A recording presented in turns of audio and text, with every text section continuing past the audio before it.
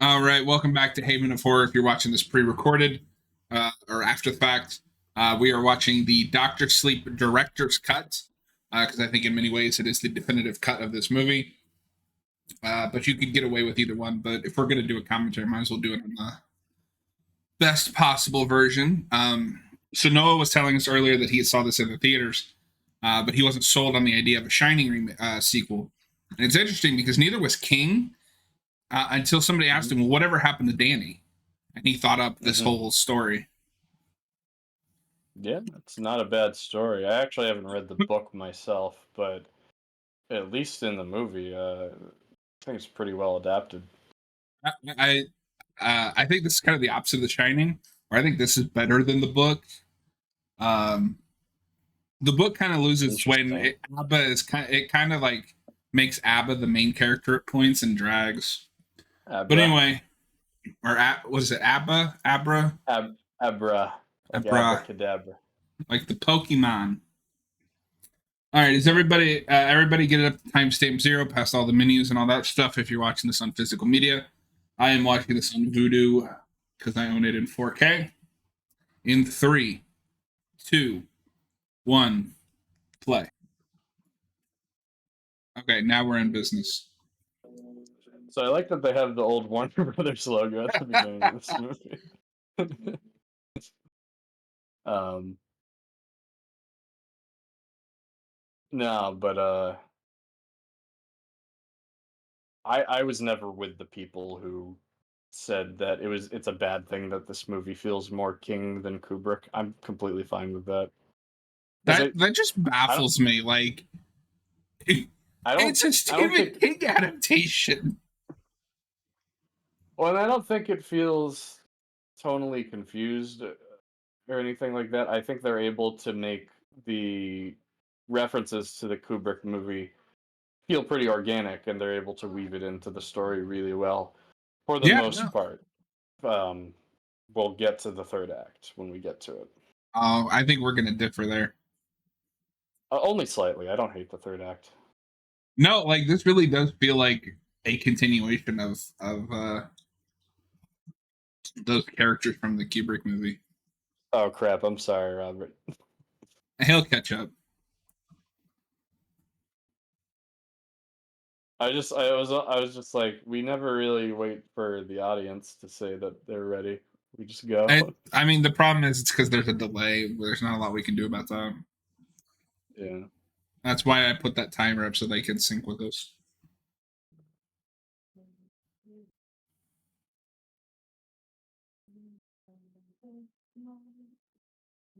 Uh, I can hear the movie just a little bit. Okay. I'll turn it down.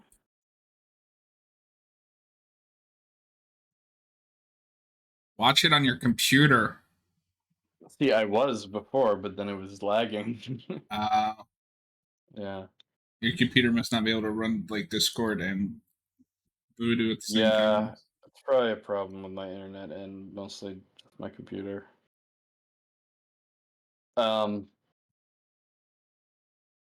but yeah, one of the main points with this movie is that it does feel very different from the Kubrick movie in that it's more of focused on world building and like the lore of the world and like all the explaining all the different powers and stuff like that, which is not something that the Kubrick movie does at all. Like everything's vague and up for the audience to follow along.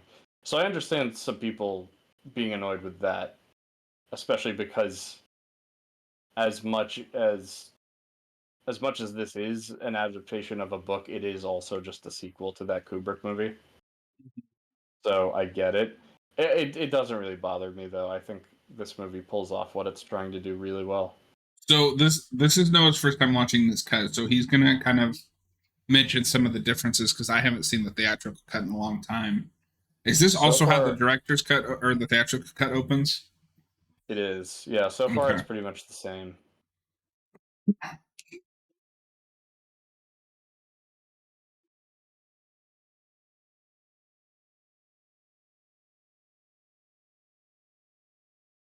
I don't like this. I like that she's called Rose the Hat, even though she's not the only one that wears a hat.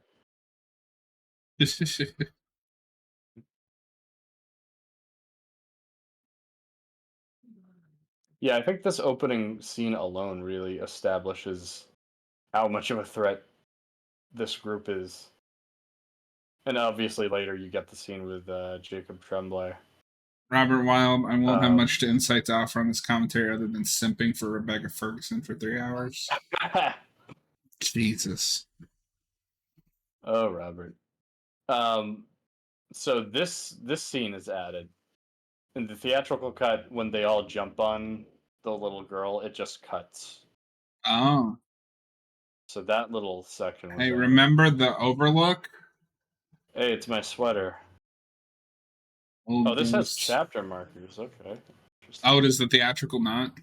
No, And I mean, at least to my untrained eye, this is a perfect replica of that Overlook from the Kubrick movie. it is. Yeah. So I'm fine with all of these recreations with new actors. I think that's fine. I don't think that's like nostalgia baity or anything. There's stuff later that I'll take issue with. No, I like this because this is ends up being like Danny is reliving this because of his trauma. Yeah, yeah. A lot of this, and then later the bar scene in the third act is fine with. I'm fine with it because it's important character stuff. Um, there's certain unnecessary callbacks later that I would have cut out, From the back, but that kid looks spot on. He's even got the same yeah, stupid haircut. no, it's the same haircut. um, I mean, he does look a little bit different, but I think even in the Well, I said face, from the he's back. no, but I mean, I Yeah, don't even think he looks too different in the face. yeah. And I like Um, their Jack a lot. and He that's Elliot from ET. and he's a King regular. Or You mean not a King, Flanagan? Flanagan regular. Yeah, When we get to it, he's in Hill House. I'm excited to watch that show finally. Yeah. He's even in Midnight Mass. Yeah, I was shocked when I found out that that's who played Jack. It's Blew like, my really? mind. It's like, really, that kid?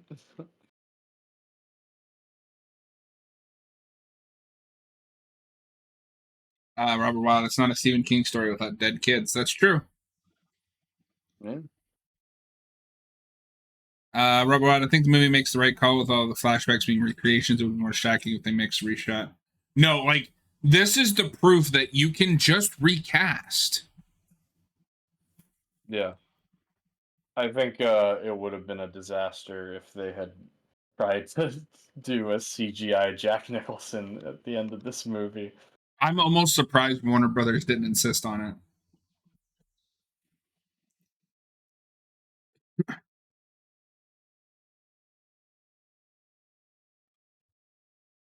Oh, God, that's gross. Oh, Jesus. I don't think we saw much of this in the theatrical cut.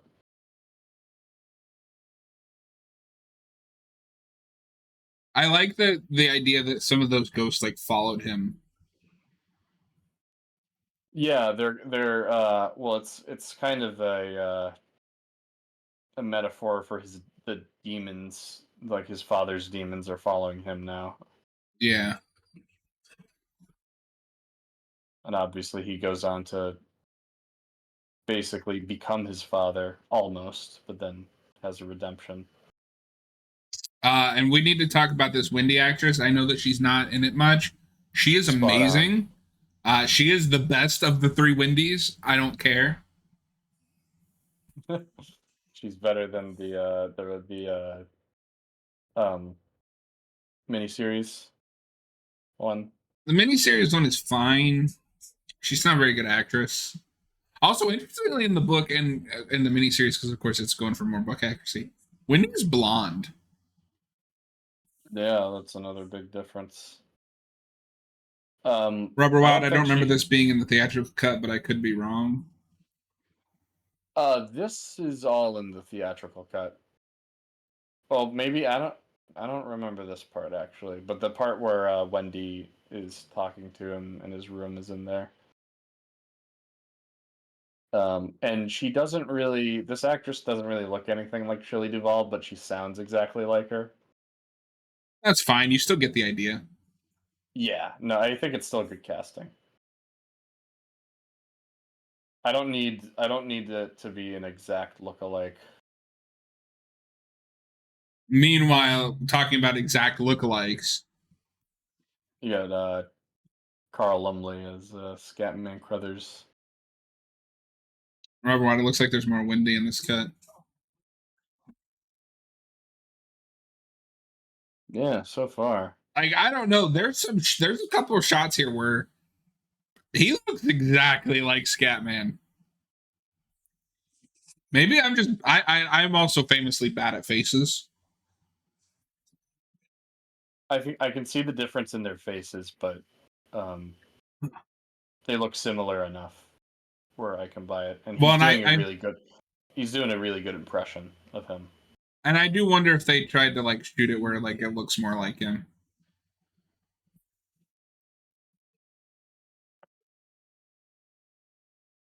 And I'm not sure if he's bald in real life either, so that could also be a thing where they're just making him look more like that character. Watt, I don't know. On first viewing, I thought she looked spot on for Wendy. She does her face looks different. She's She not as doesn't. like thin in the face. Yeah, I don't know. She doesn't have the huge eyes that Shelley Duvall has. They should have just brought back old woman Shelley Duvall and not explained it. Why have you aged Danny. 60 years? And like Danny's age like 2. No, I don't think she's acting anymore. No, but I I like don't that know. they were able to keep some semblance of Dick kind of like looking over Danny and like kind of being his confidant.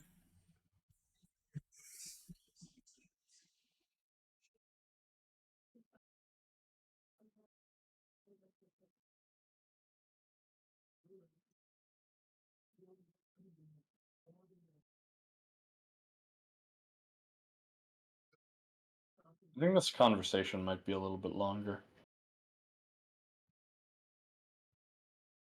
So I guess it's mostly little changes.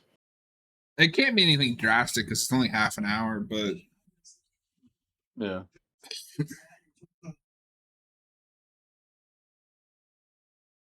you can also tell that this story was written much later, whereas the first one's more of a family drama with psychics. This is kind of a superhero story. I was gonna say this does feel like a superhero movie. Later,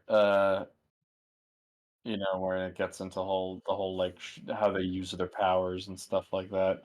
That was something that I really noticed on my most recent viewing.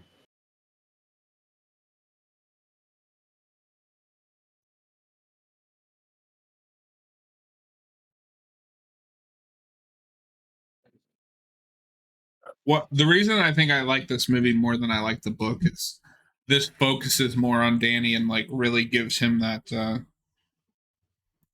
of peace from the ending of The Shining. Whereas in the book, it kind of at a certain point it kind of becomes more of Abra's story. He's not ABBA, the band. Um, Robert Wild, there's considerably more exposition in this movie than the first one. Do you mean more than The Shining? That's because nobody talks to each other in The Shining. that's because Be- a lot of the supernatural stuff is inferred in that first movie, well, like I said earlier.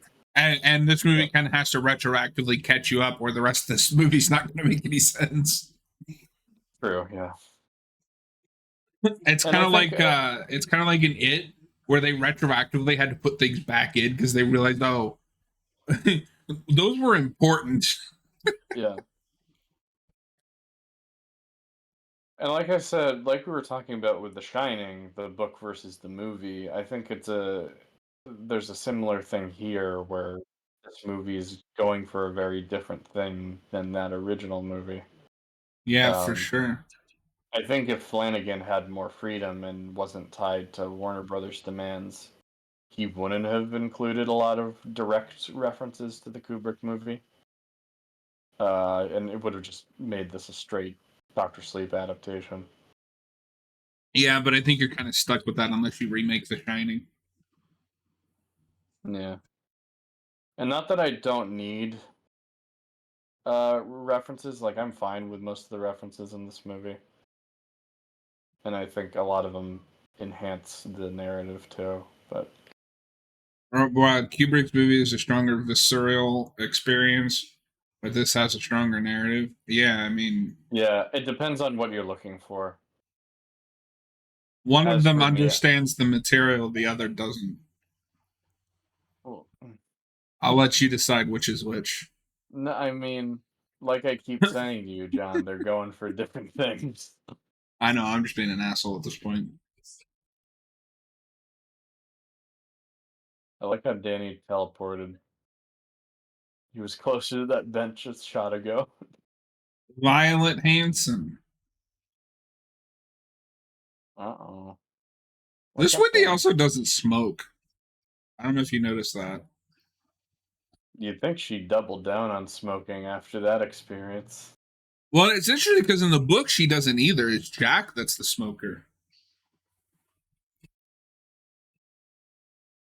Uh, I think maybe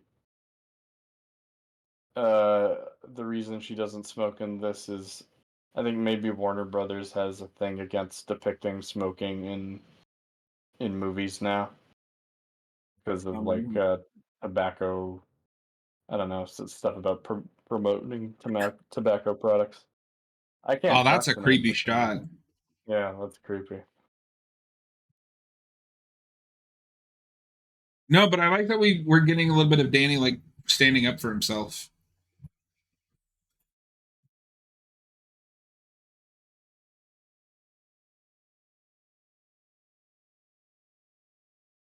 And He I gets like the that the box. boxes that he locks them away in is in that hedge maze. I like that too. Yeah.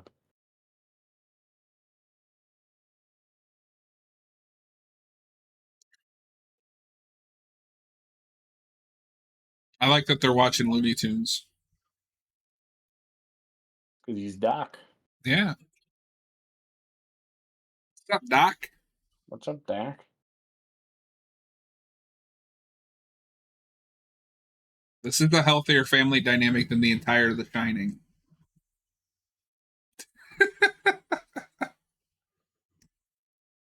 Um, this movie uses a lot of dissolve transitions, which I think is pretty cool because you don't see that in a lot of new movies anymore. Yeah. Um, it's going back to I guess the motivation behind opening with the old Warner Brothers logo. They want to make this feel kind of like an older movie. I Like I like guess that this would have been the sequel to The Shining had it been made years earlier. I like that this cuts straight from Danny like standing up to himself to probably the darkest moment in Danny's life. Oh yeah, rock bottom. I don't know if the ages line up, but I'm not a mathematician. It was 1980, so I don't know. I can't math right now. Danny, you want to go home and rethink your life?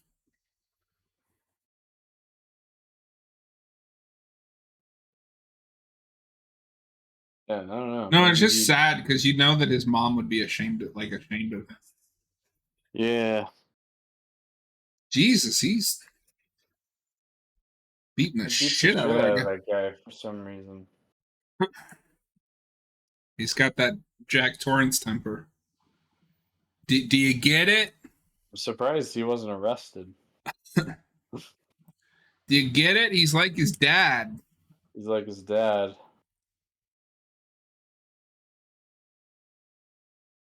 Although I don't know if his dad did anything like this, but it's not as Um, bad as what his dad did in the previous movie. So I don't think the movie ever references it, but in the book, the reason that he has to take that hotel job is a kid keyed his tires and he lost his temper and beat the shit out of him. Oh wow. I'm glad they didn't do that here. No, I don't mean Danny, I mean Jack. Oh, That's okay. why he has to take the job at the Overlook is he lost his teaching Yeah. job because he beat up a student. Oh, I think I remember that. Yeah. Now that I think about that.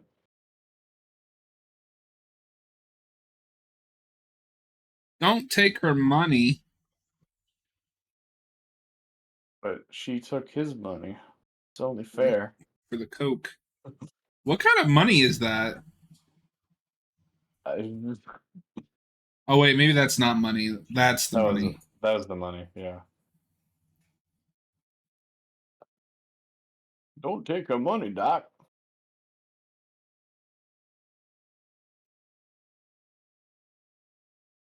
No, like everything in this scene is like, Daddy, you're kind of a piece of shit right now.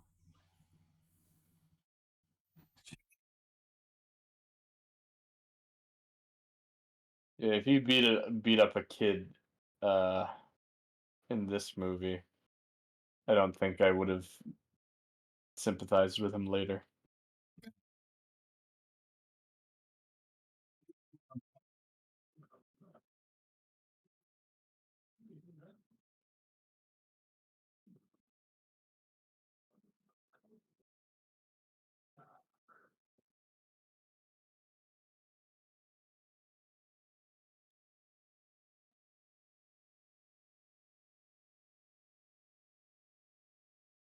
That baby eating Cheetos. Robert Wild, I'm not sure why the movie is set in 2011. The book came out in 2013. The timeline matches up slightly better if you've seen the first movie it's set in 1977 when that book came out. I mean, I assume it can't be set directly in 1980, because that you would have started filming before then. Well, I think it's just this first part that's in 2011.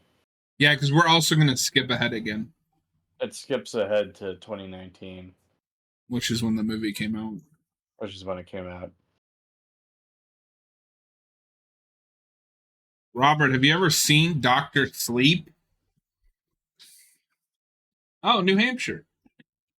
That so one of the things that is most approved by being dropped is the reveal in the book is that Abra here is Mhm. Danny's niece, and I think it's What?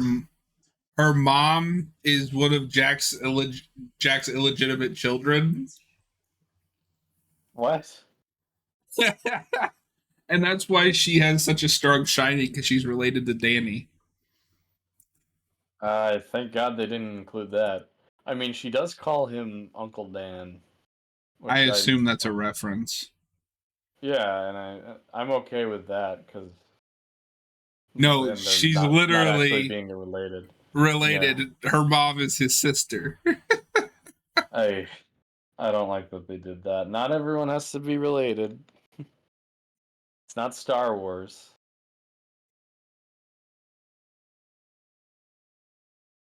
The book pulled a Ray Skywalker.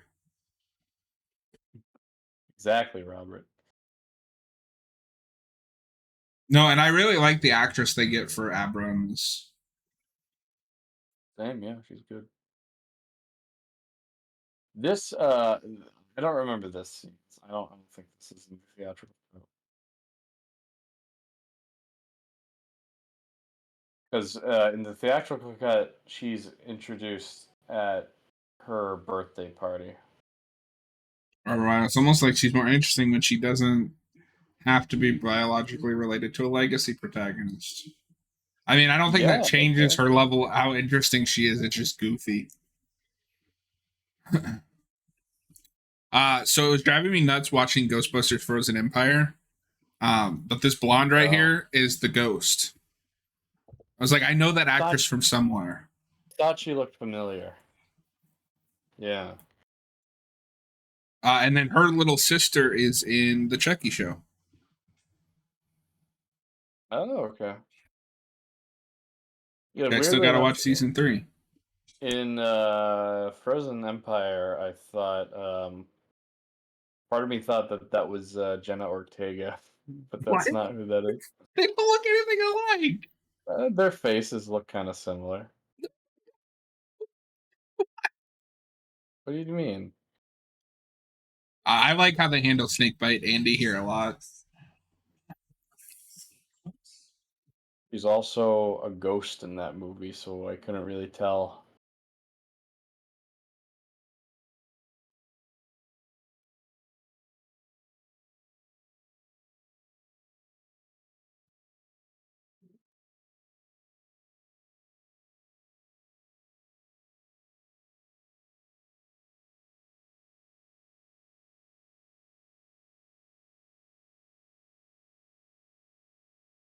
Born in 71. So no, I mean I think he's perfect casting, and we'll get into it later. But I think there's some shots when you get to the Overlook where he looks a lot like Nicholson.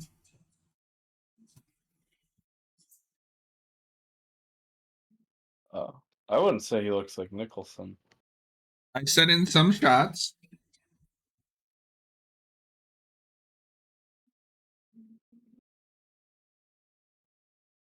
He maybe could have played Jack Torrance in a movie.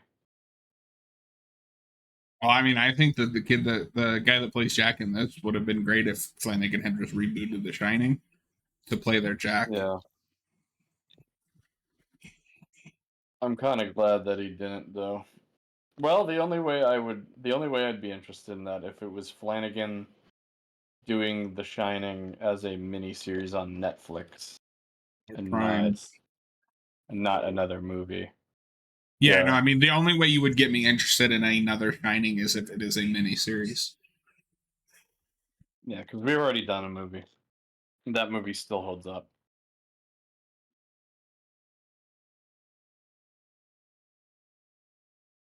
No, she's really good in this movie. I like what they do with Snakebite Andy.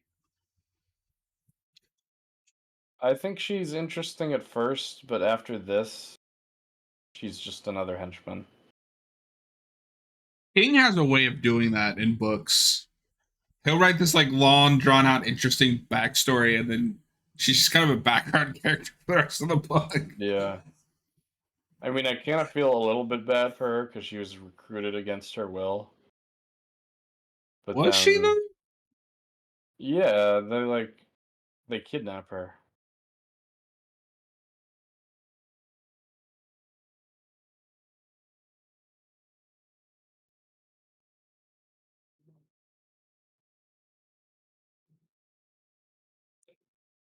Then after that, she becomes pretty unsympathetic.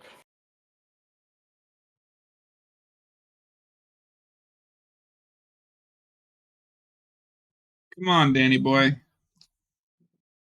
Snap No out of more, it. no more alcohol for you.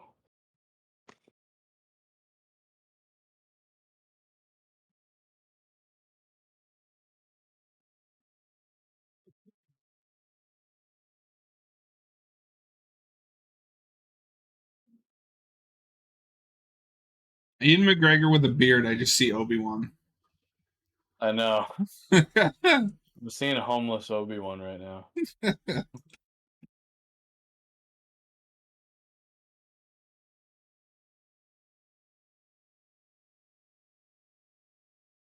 He's even kind of got the Obi-Wan hairstyle right now from like Yeah, like episode episode. 3.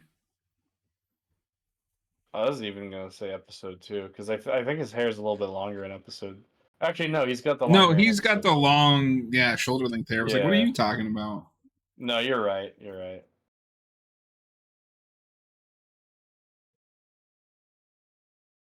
Um,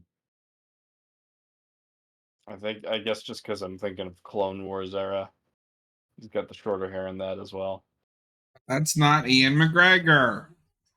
I know, but he's Obi-Wan and he has short hair, shorter hair. The shortest hair is in Phantom Menace.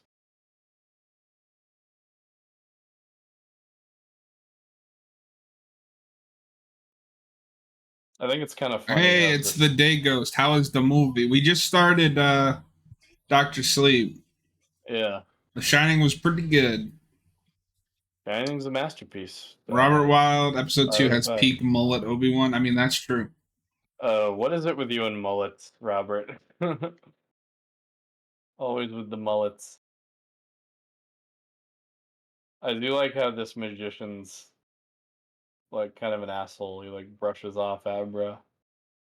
Like, yeah, yeah, just let me do my magic.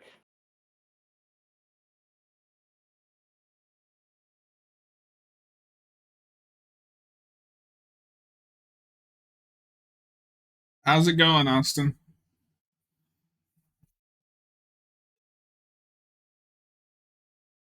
Well, bring back the Hashtag mullet. no, never. Yeah, let's not say Only we for didn't. Superman.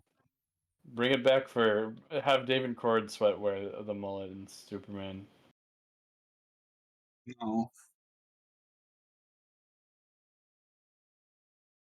Oh my God, there's silverware all over the place.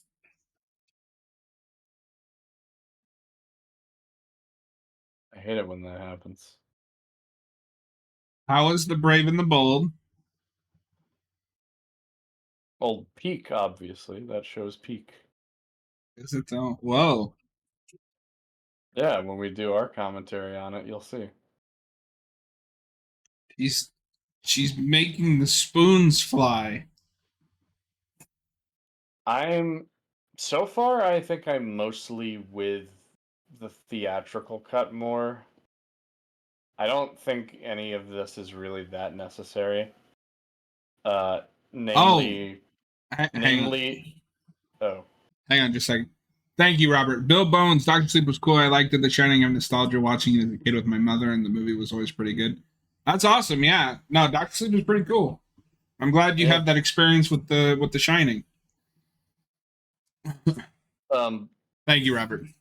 I think with the Abra introduction, we definitely didn't need the new introduction with her because that birthday party scene already was already did a good job of showing her powers. So it's just redundant at that point. But I don't know, maybe there's something later that I feel like there's something later, but it's been so long since I watched the theatrical cut. Watched an episode that was BVS but good. Eh, that's good. oh yeah, he does fight Superman in that. We'll have to put it on our list when we do that. I mean, I'll just say it's BVS but good.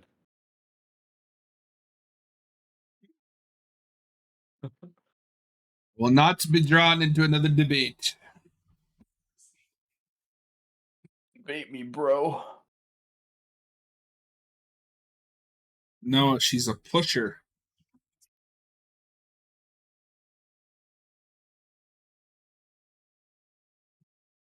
Yeah, I mean, I guess with this scene, she is more voluntarily accepting it, but she was still kidnapped at first. Is this scene not in the theatrical cut? No, this is. I just forgot about it Oh, okay. because I'm forgetful. Is it Rebecca Ferguson? She's been in those new Mission Impossibles, hasn't she? Yeah, yeah. Okay, She's Ilsa. that's right. Mainly where I know her from. That and then obviously Dune. Oh yeah, she's the mom in Dune. Yeah.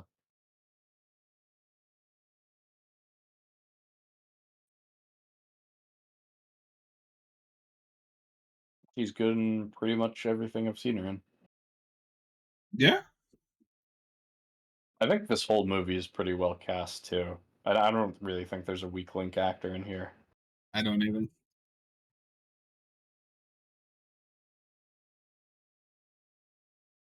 Robert Wild, getting into the techno babble lore with how the shining power works differently for different people is something that really shouldn't work for me, but I think the movie pulls it off.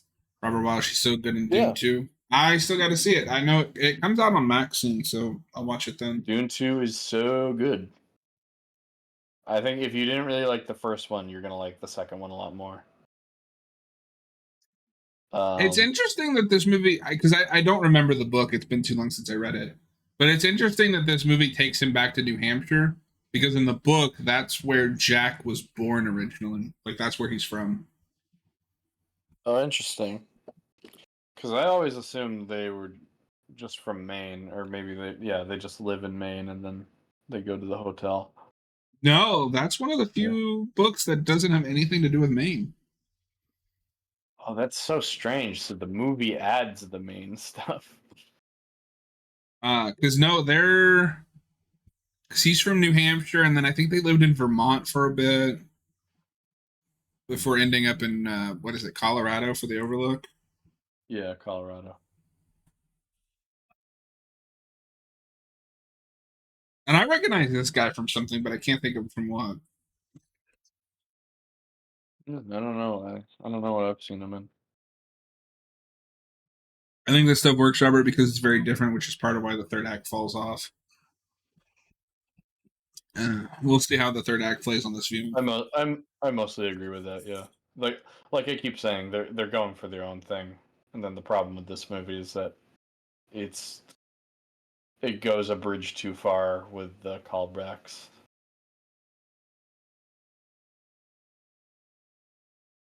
Yeah, we'll God, see. he looks so rough in this scene. He does.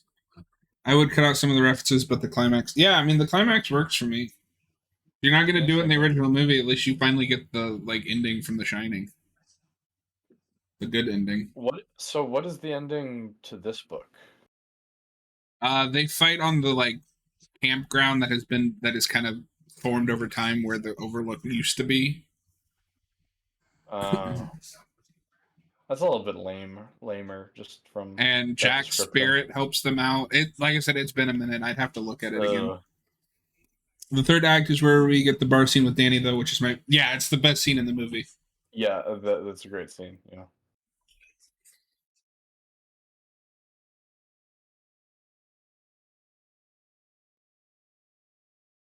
Woman kind of looks like Rosie O'Donnell a little bit.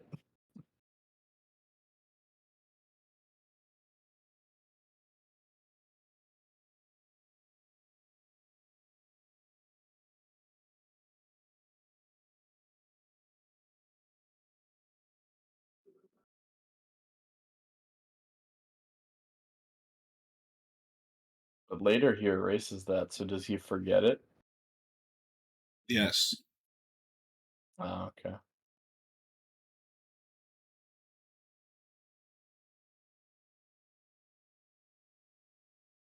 Is Cliff Curtis the guy that is helping him? What do you think of this character? Do you think he's a little too helpful to this random stranger, or are you fine with it? I'm fine with it. I think the idea is that he was in Danny's like same position. Yeah, yeah, I'm fine with it also. I think that's probably how I'd describe it too. Yeah, I mean, King was upset that his work wasn't adapted to his liking. Like, I don't get the problem. But let's not get into that again. Yeah. Yeah.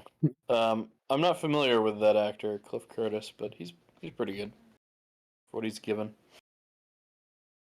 I think Bruce Greenwood is in this too, He or is, not? yeah. Yeah, He's the like AI meeting guy. he is. All he went on to be in Midnight Mass. I don't know where Bruce Greenwood is from, but I was surprised rewatching this to see He's got like that accent. he's got a thick Boston accent. Curtis Cliff Curtis. And here What else? we got the giant from Twin Peaks is a part of this game. I was surprised to see him again because I had watched this before I watched Twin Peaks.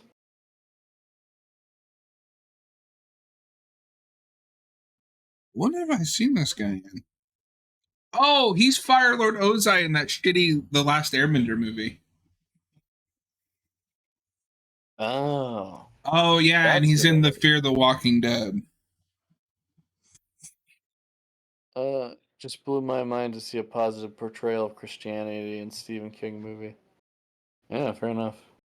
Yeah, I mean usually any kind of religious people are insane.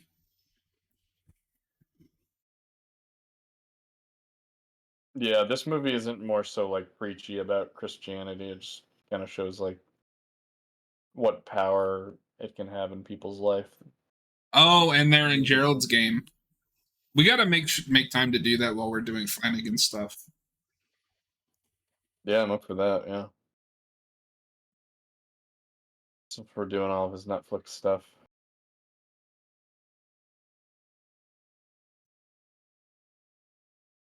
Oh, the big guy Oh my Noah's God, talking about is in Gerald's game, and so is Greenwood.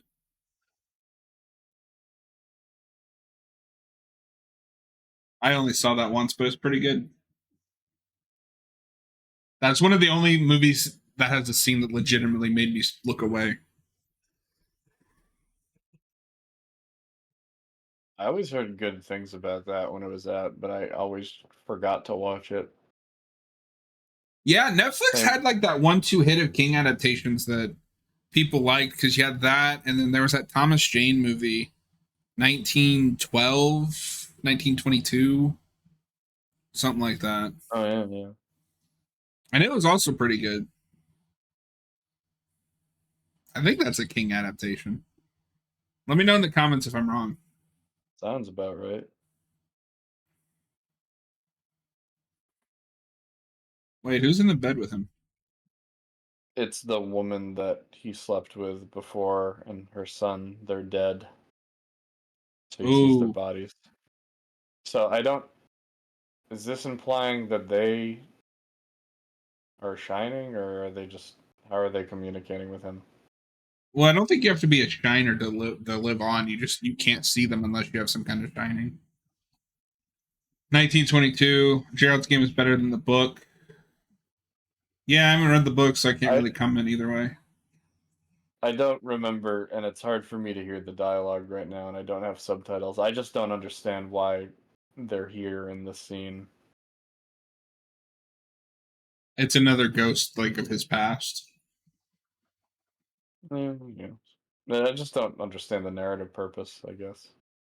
No, that's fair. I mean, I just think it's because he hasn't answered for his. It also lets you know that that kid died, mostly because Which of is him. sad, but it's like Robert said earlier, you can't have a Stephen King thing without dead children. The King novella. Okay.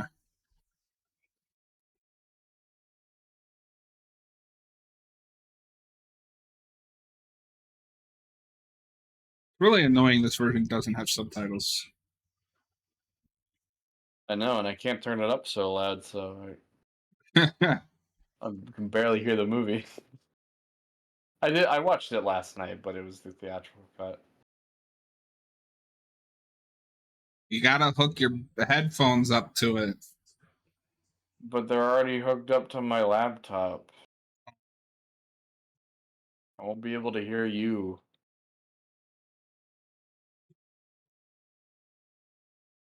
Here's Bruce Greenwood. Yeah, I forgot he was in this when I watched this afternoon. Yeah, because I mostly know him as the voice of Batman in some things, and then Captain Pike in the new Star Trek movies. So I was Same. surprised to hear his accent here. I think he's putting an accent on for this because everything else Probably I've heard is. him, he sounds more like he does in like Star Trek. Yeah, I think so. It's just funny that he chose to do that when most of the other actors didn't really bother. I mean, they're not in Boston, but they're like New England, you know.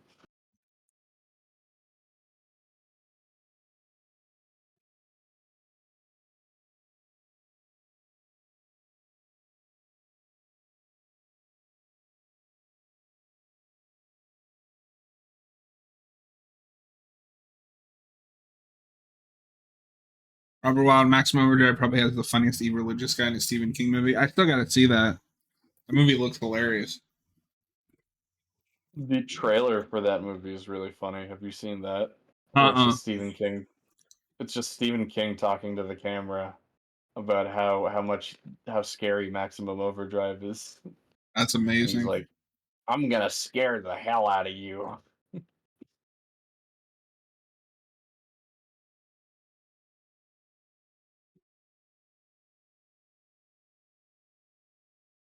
No, I like this trio of like. It seems like Bruce Greenwood kind of helped the guy from the Last Airbender.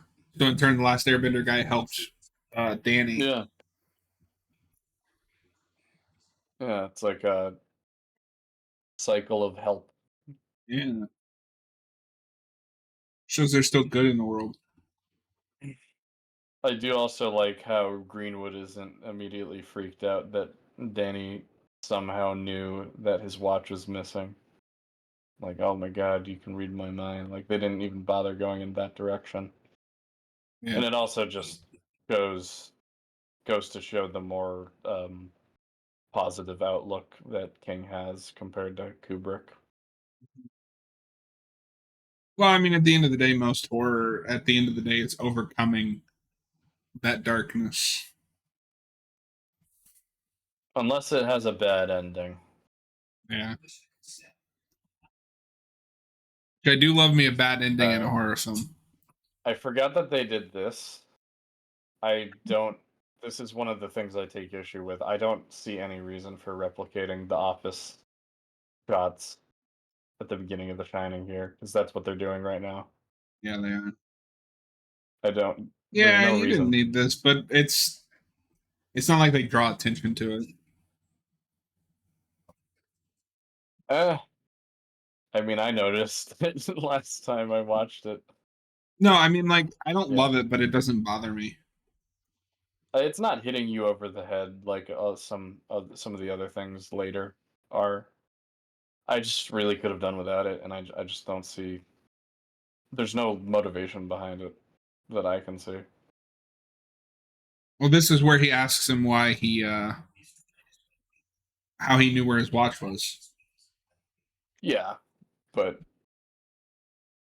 that doesn't really have anything to do with the Shining scene. Yeah, Um, I have a bigger complaint about something similar later, but here's my cat again, if you can see her through the blur.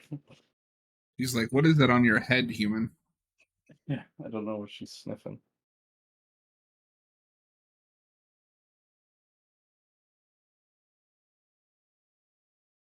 She can go on my Overlook sweater.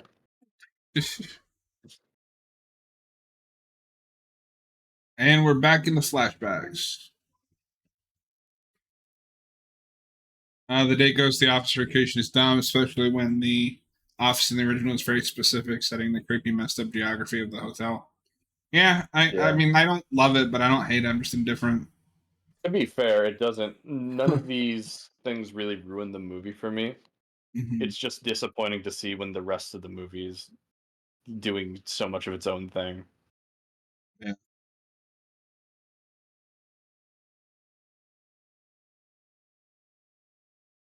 Directly in in the middle of the hotel, and there's the window behind him where you can see the sun shining through.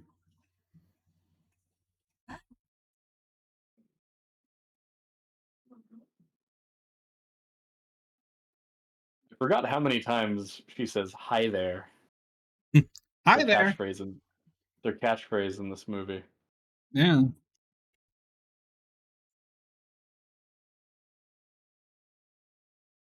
It gets to be a little excessive.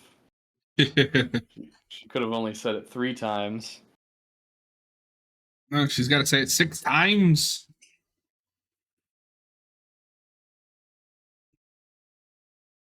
2 more hours, Noah. Wake up.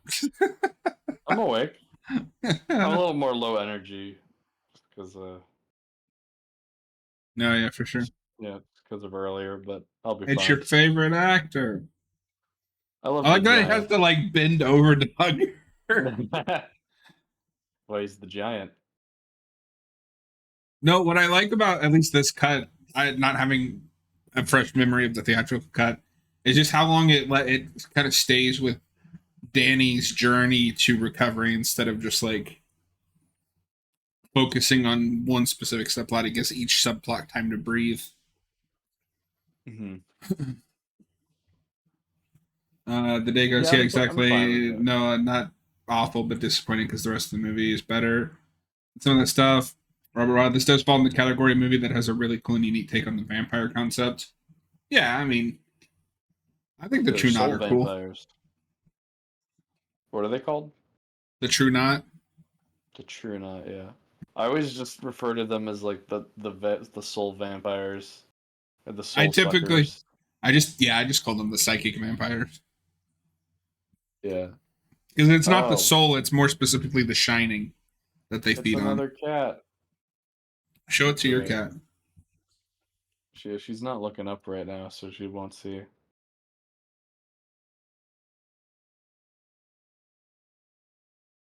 Um, I have heard stories, or I've heard of stories that this is actually a real thing that happens in hospices. If there's a cat around, they can tell who the next person is that's gonna die. So it's based on a real thing. I kind of figured King got the idea from somewhere because this is a big thing in the book too. That's I don't Oh even yeah, know if they mention it in the movie. I can't remember, but he gets the nickname Doctor Sleep because he can tell when he helps patients go to sleep, I helps think them it might die. be. I think it might be this scene where they talk about that. The Dago's not Flanagan's best vampire, so that is true, but we haven't gotten there yet. Oh, we'll get there, I guess. Yeah, That's Midnight Mass you're talking about, right? yeah. Okay. Yeah, I've heard one of my friends was like he said that he heard a lot of negative things about Midnight Mass, which is crazy because I've heard mostly positive things from you guys. So I guess it's more Well, polarizing. a lot of people complain about the monologues, but I love them. I guess it just depends on what you're looking for. Yeah. Well, and it's funny because Mike and Jay make fun of the people that are like that complain about the monologues in their like brief review of the show. Oh yeah. And at least one of my favorite Red Letter Media moments where they just keep going monologues. I hate dialogue in movies. I mean, Dillis Villeneuve does. I mean, it depends on what you're going for. I think the Dune movies, You're right. there's This definitely a is lot of, this is kind of the token scene for it, just because we yeah. have other stuff to focus on.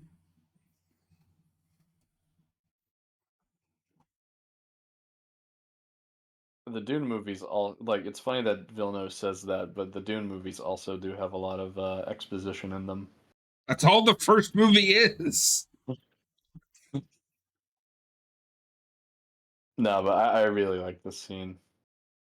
I wish Ian I kind McGregor would work with Flanagan again. I think this is one of the best yeah, performances I've ever seen from him. this is up there for me. Yeah, but I like Ewan McGregor in mostly everything. Yeah, Um, I kind of wish this movie focused a little bit more on the whole Doctor Sleep stuff, like incorporated that more into the main story. But I'm not sure where exactly you'd put it, just yeah. because the movie is called Doctor Sleep, and he Robert. does that a little bit here at the hospital, but then they kind of just drop it after that. Yeah, I mean, okay, so I'll read this first. Robert Wild. This is another unfortunate example of a movie that flopped partly because of the title. General audiences are dumb. Yeah, I've never liked that title for the book just because it has so little to do with the whole story. That's just like Danny's nickname at this place that he works at. But I also don't know Yeah. what else you'd call this. The Shining 2, but that Uh, would be a bad title because it's not really. It's not like The Shining again, except for Robert the Wild. One of his big early roles was Train Spotting, which he's great in. that's his best performance. Yeah. I still need And to. he, I haven't seen that. And then Austin says, "I'm not sure if the title is just why it bombed." I think Yeah, I don't it's think this it. movie was very marketed either. No, but I think the title also that's part of the reason why it bombed. Yeah, it didn't help things. Um, But no, it but is sad he's because I think this is the last like feature length movie he directed. yeah, He he's went mostly done Netflix Netflix stuff. stuff. Yeah. Yeah, Ewan McGregor's best performance, or my favorite performance from him, is the first Train Spotting movie. The second one's also really good. I recommend both of them. Oh, okay, we're back at the hotel here. I The Day remember this. Ghost. I remember hearing a lot of people saying they don't care about a Shining decades later sequel. Yeah, and I mean that's another hill that you have to fight with some people. And then Robert Wilde, they probably should have just marketed the movie as The Shining Doctor Slate, but I'm glad it's not just called The Shining 2. But I think general audiences would have gone to a Shining sequel. Yeah, well, I think The Shining 2 is a bad title because that doesn't really describe what this movie is. Oh, that's right. His next project is a movie. He's coming back to film with that The Life Oh of yeah, Chuck or whatever. nice. Hell yeah.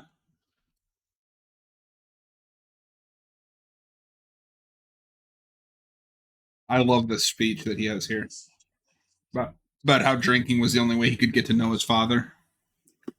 Hmm. Yeah, Ewan really sells the emotional stuff in this movie.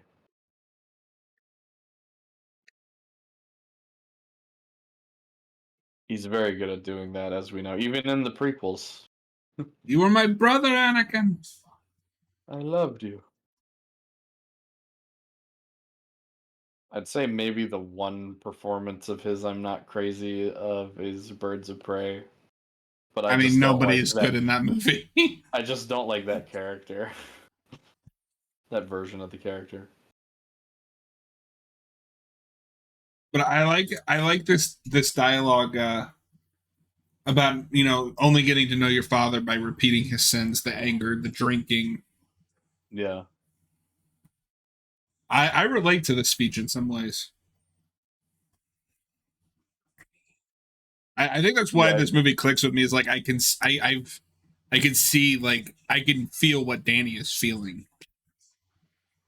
yeah. I think a lot of men can say that about uh, their fathers, and I think it tracks also with his behavior in the movie. Like you do see him go down a dark path even after this scene.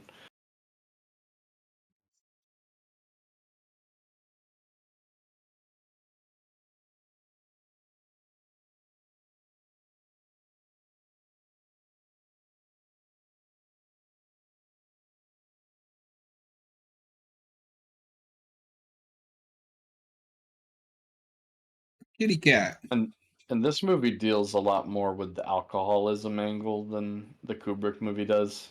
Mhm. The Kubrick movie is definitely a part. It's definitely a part of that movie, It's more but just subtext.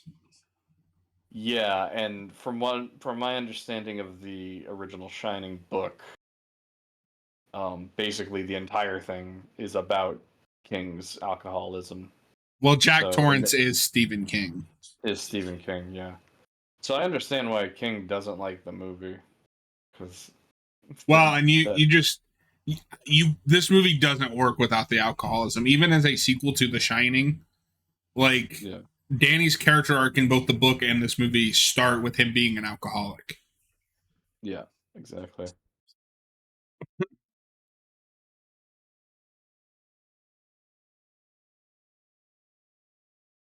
Maybe it's in this scene where he calls him Doctor Sleep. Yeah, maybe because he's a full on, like, nurse at this place now. Hmm.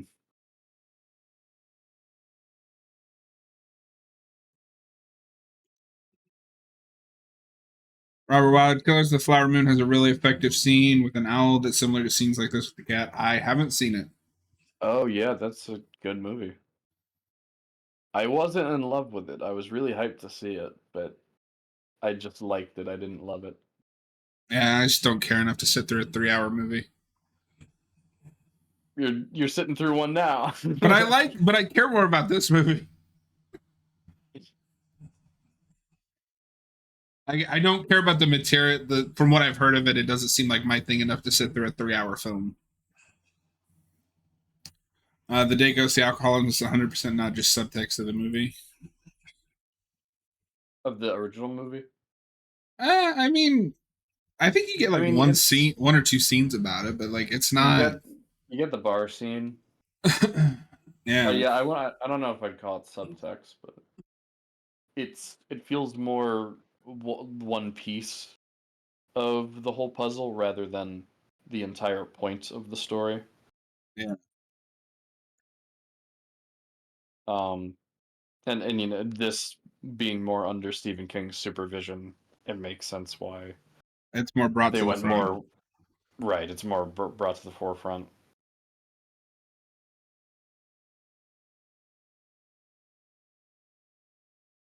This is a nice moment. God, come on now. Look, the Shining movie is a good movie. It doesn't mean that it's a great adaptation. You can't believe we're back at Austin, this again. Austin, you missed it. You should have been here earlier. We already had this debate.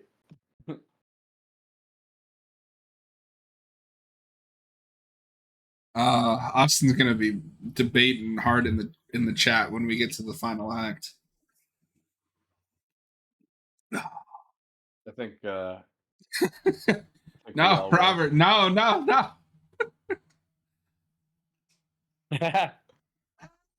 No, no, no, no, no. Wait, wait, wait.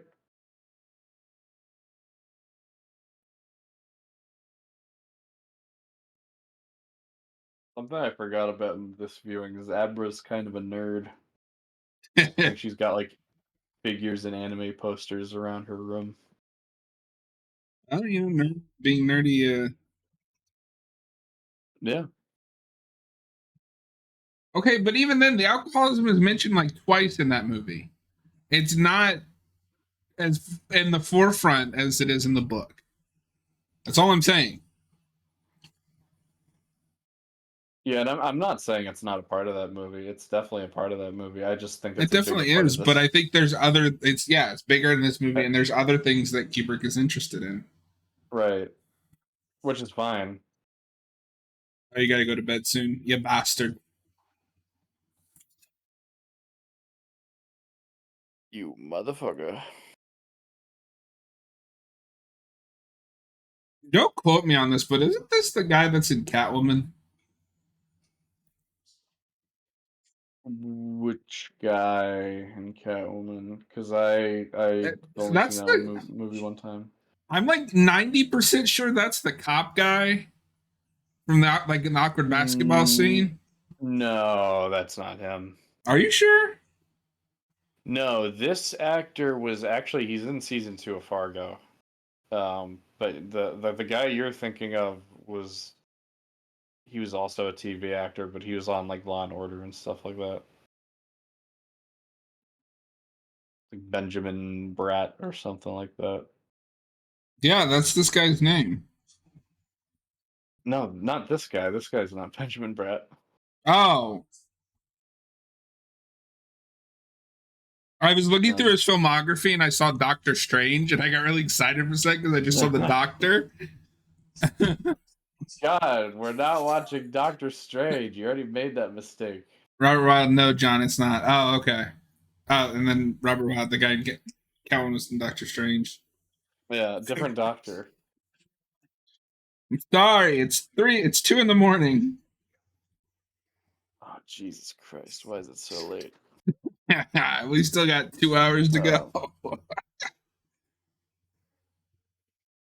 Um, Oh wait, okay. What have I seen him in besides this?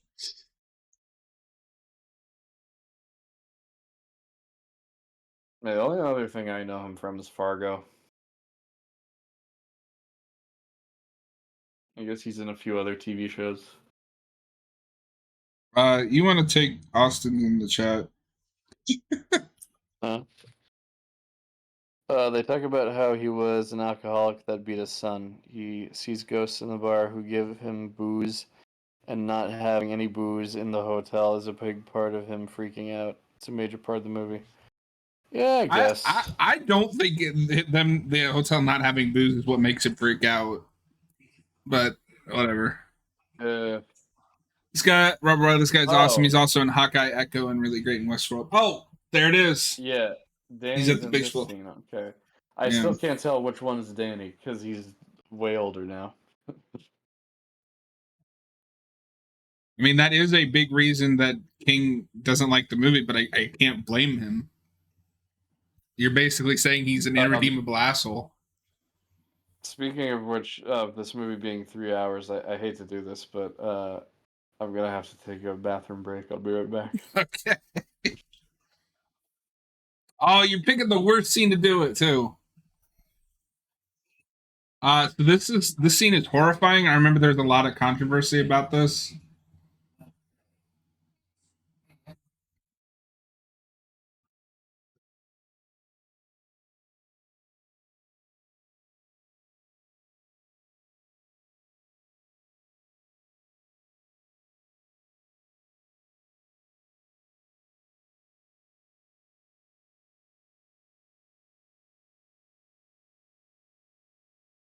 But I respect that the movie actually like went to these places.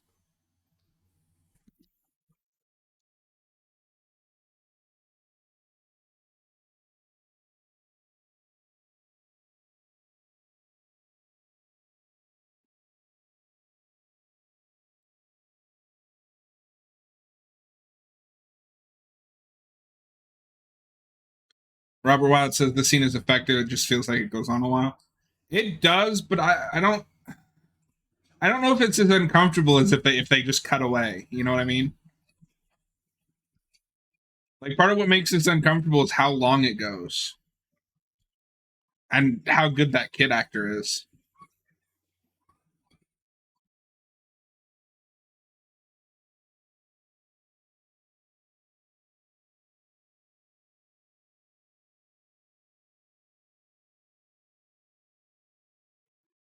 That guy also looks familiar, but I can't place him. No, that's fair, Robert.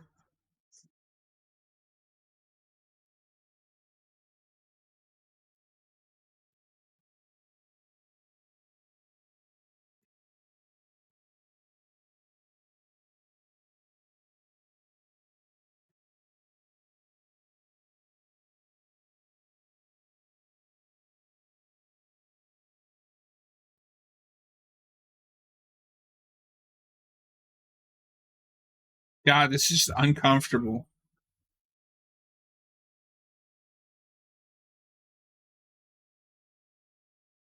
Oh no, we're at the most disturbing scene of the movie. Yeah. Do they cut this short in the theatrical cut so far for you? Um, I just came back, so it's hard to tell. A lot of this looks the same to me. Yeah, as you left, I was like, oh, you picked the worst possible time to Yeah. go away. No, like Oh, this is legitimately disturbing. I don't remember the blood splashing on his face. I don't like that. I don't like that. This is by far the hardest scene for me to watch. Does it go I on? think Does this go on for you too long for you? I think maybe just enough to be effective. I don't think it like revels in it. And I think you need this scene to show how threatening these people are. Robert, wow, this is the scene. This scene is why I can't show my dad this movie. He isn't really into horror, but I know he'd really like the character drama. So just skip ahead. Well, it's an important scene. Oh God, I forgot how long this really does go on. Uh, I'd be shocked if they didn't trim this down in the theatrical cut. yeah, maybe it is slightly shorter.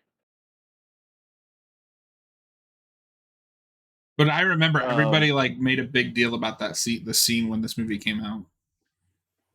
yeah, I mean, I was really uncomfortable with it when I first saw it, but I don't think it should be removed. And I do see what Robert's saying. Like, it does kind of suck to have to skip a scene when you're watching a movie.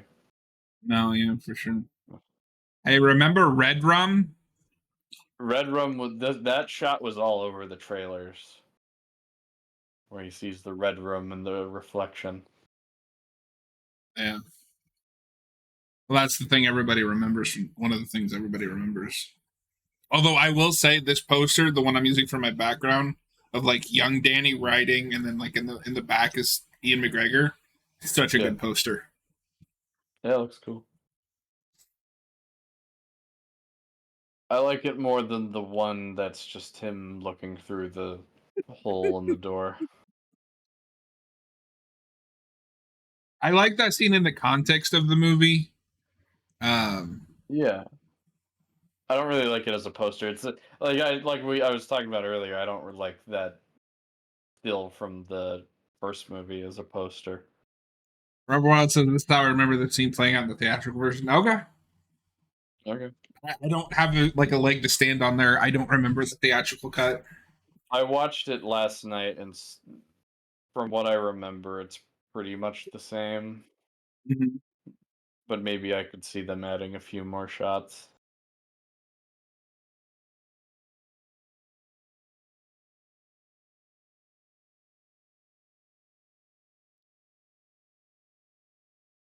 Why didn't you memorize every difference? I don't know. They also got they got Jacob Tremblay to play that kid, and he only really has one scene. Oh, Jacob Tremblay. am I supposed to know who that is?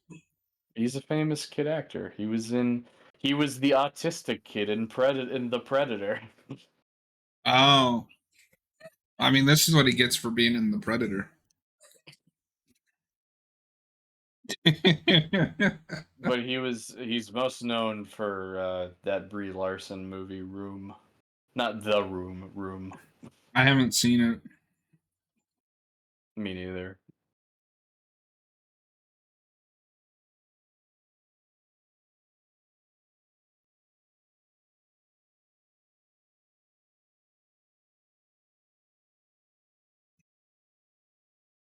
The kid thought this movie was a comedy when he was filming that scene. That'd be amazing. What kind of fucked up comedy did you think this was, kid?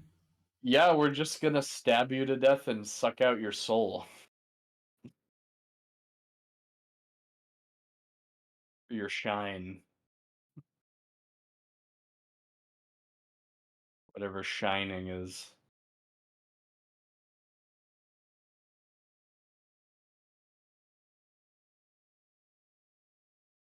There is a subplot that I do remember from the book that the movie cuts for time. Is because they're weakening, their immune systems aren't very strong. What wipes out most of them in the book is like the measles or something, because they have like no immune system because they've been relying on their immortality. Yeah. Did we talk over that line earlier where they were talking about how there's less steam in the world, as they say, there's less people shining? I think so. Yeah, Because I don't really, there's no real explanation for that. I don't think it's just there aren't as many people shining. they offer ideas like it might be that there's Netflix or iPads. Just kids aren't as like creative nowadays. Yeah, I don't. I think that's kind of a weird explanation. It's like, oh, Uh, it's all because of Netflix. Robert Wild. Robert Wild. Well, he says it might be the Netflix or it might be YouTube. We don't know, but less people are steaming or shining. This movie has the line, "There's less steam in this world." Robert Wild. Room is a wonderful movie. Easily the best performance I've seen from Brie Larson. Not Yeah, that's what I've Captain heard. Marvel. I've heard that that's her best performance. Not No, Captain it's Marvel. Room. it's clearly Captain Marvel. No, I mean that's maybe her worst. Sorry.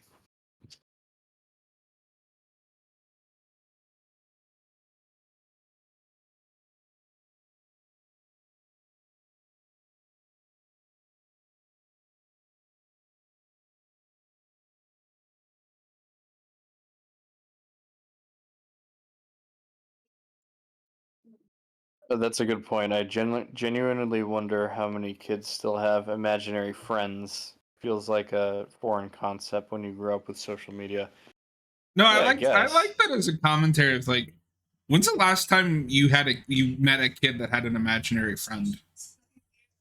I don't think that's as big because kids don't have to go out and play anymore. their imaginary friend is no longer imaginary. It's the guy on the television. I think you could probably do something with that. It just strikes me as a little boomery.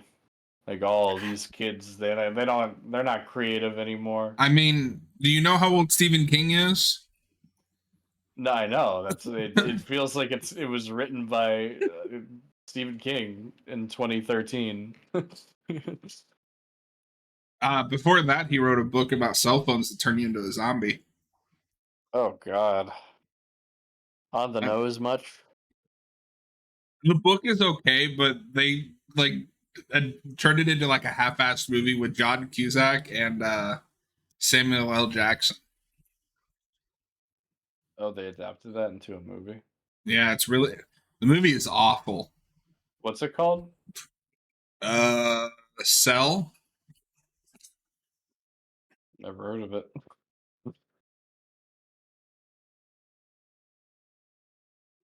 Yeah, it's called Cell. Sounds really generic. Oh The yeah, title. even the dad is a writer. Everyone's a writer in Stephen King's universe. Surprisingly, though, he doesn't go to that very often. Well, I always think of that. I always think of Jack Torrance mostly Yeah, I don't with think he that. could do that again. Isn't there another? Doesn't he have a few other main characters that are like either journalists or some other kind of writer? Not that I can think of, but well, there's he had one book. I forget what it's called now, but the main character is like a blogger or a writer.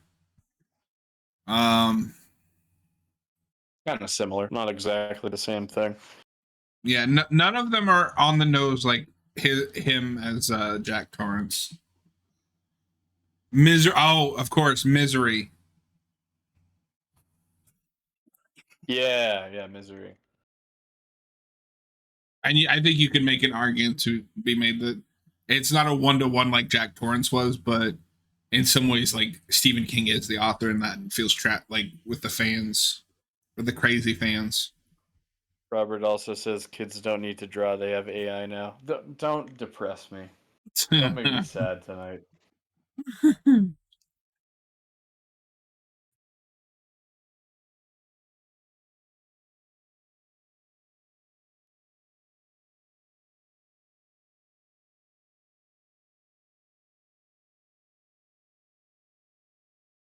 I like the way that The Shining is used in this movie and kind of visualized stuff that you can do now that you couldn't do, like 40 years ago. Yeah,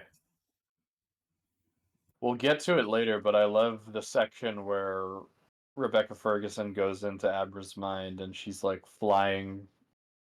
Over There's that scene where she's rooftops. like flying, yeah, on rooftops.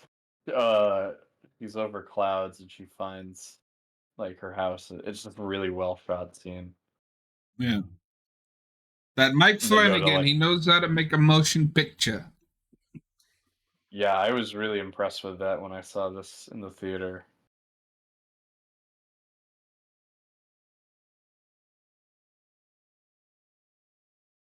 Because this isn't necessarily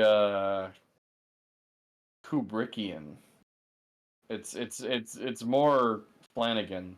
Like I think he does a good job of reconciling the two different styles with King and Kubrick, but it also through and through feels like his movie.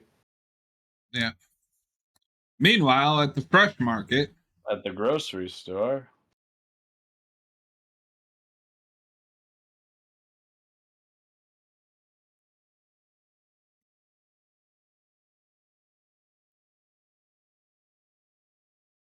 after this, Noah's like, I'm never doing another video on the channel again. I guess she has money.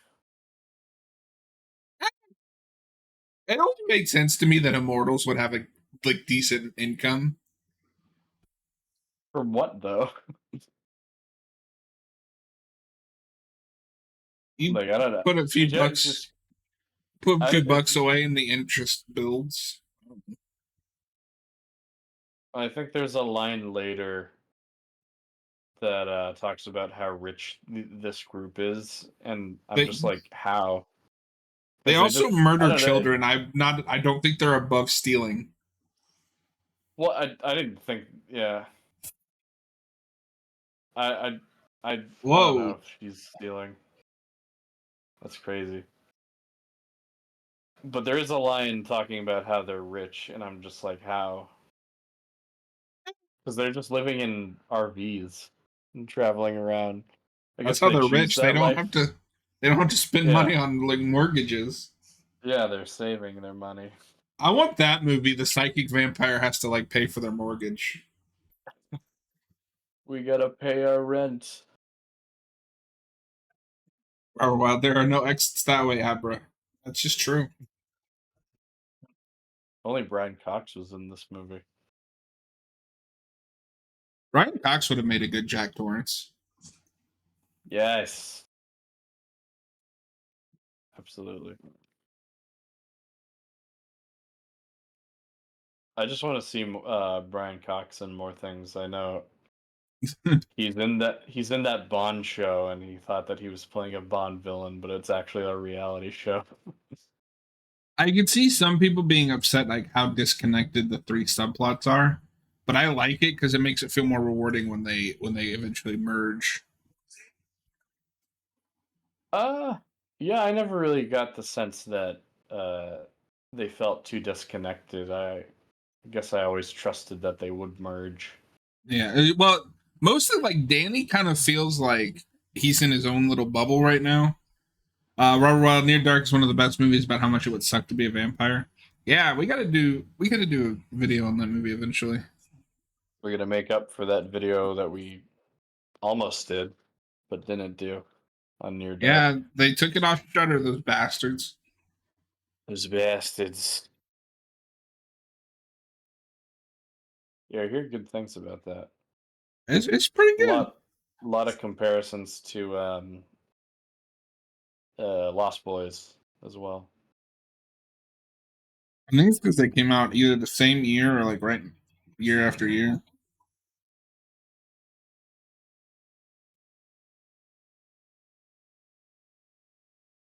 See, he's also got a hat. Why is he not Billy the Hat or whatever his name is? He's the Crow King Oh yeah, he's called Crow Daddy. or Crow Daddy. Yeah, I think Stephen King just threw dartboards at names. What's shaking, Crow Daddy?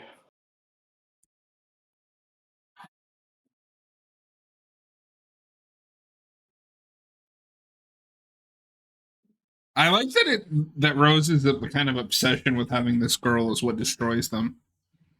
Like if she just left it Yeah, alone, they'd all be alive.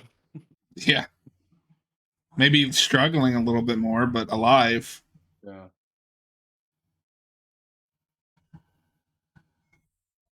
That's the thing, I guess. It goes back to what we were talking about. I guess he's really the only shining person left other than Danny.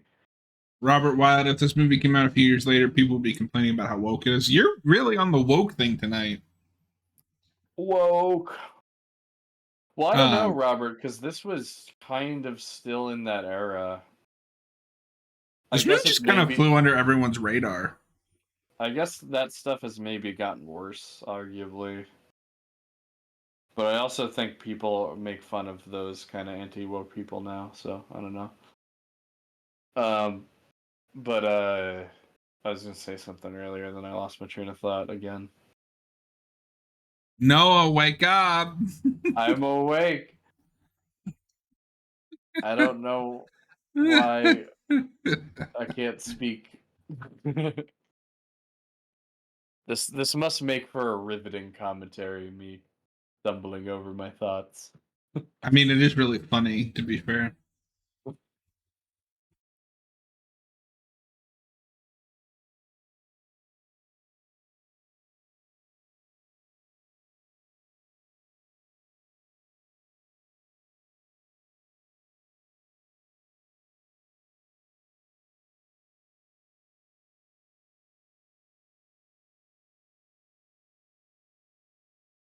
Good news, no, we're about halfway through the film, I'm fine. I'm fine. and it is 2:30. Yeah, I feel good. I feel better now. That's good. Yeah. We're gonna do all 6 hours of the stand right after this, right?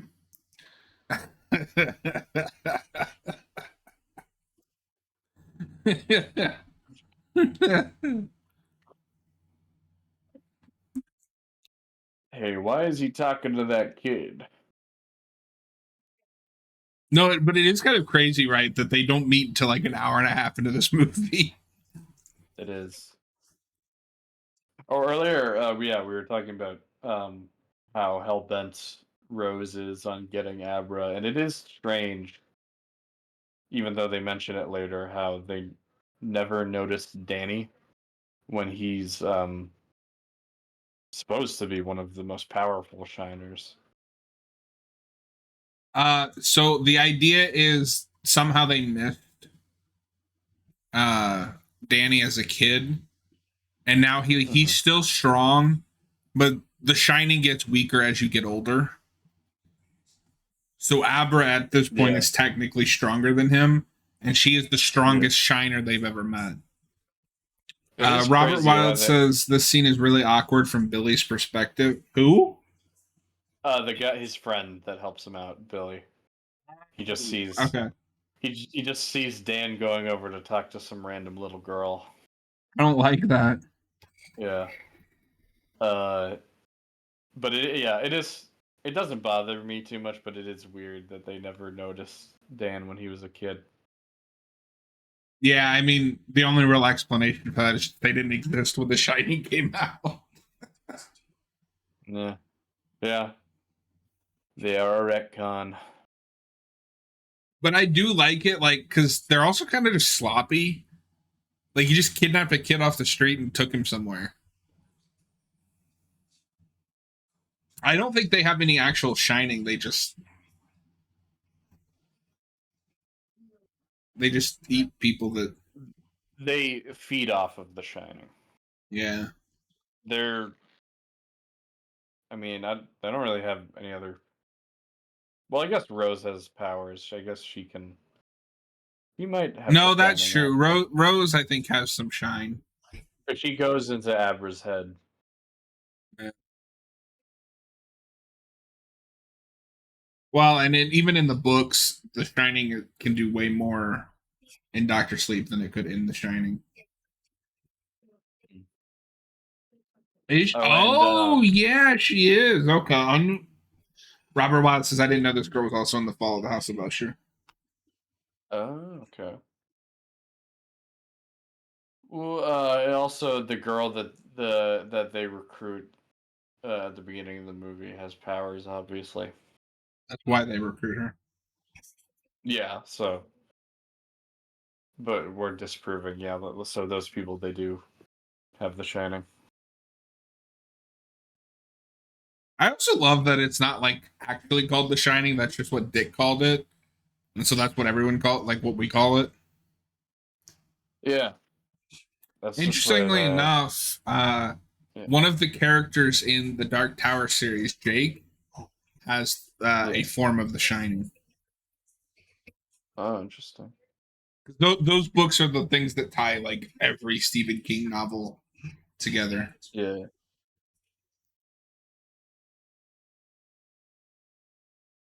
And it turns out the world is on a turtle or something. Uh no, that's it. Oh, is that There's okay? the turtle, and then there's the writer. The turtle is the mortal enemy of Pennywise.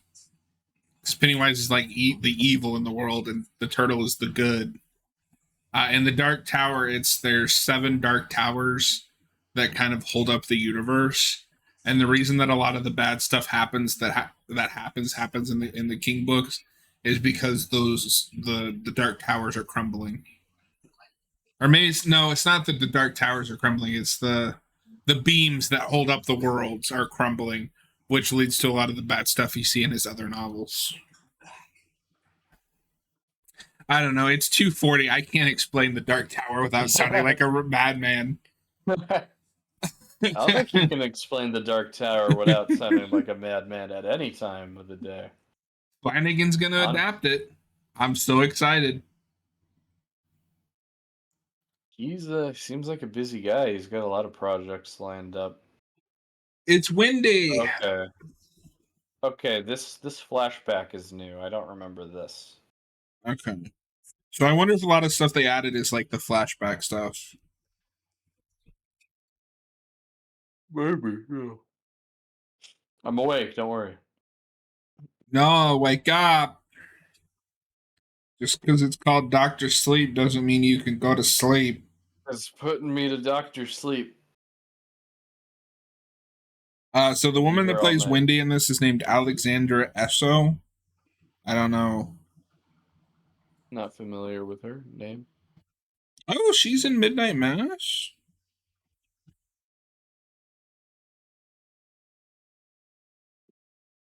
Everybody's in Midnight Mass, I guess. I mean, Flanagan does more than a lot of directors now. Has his regulars.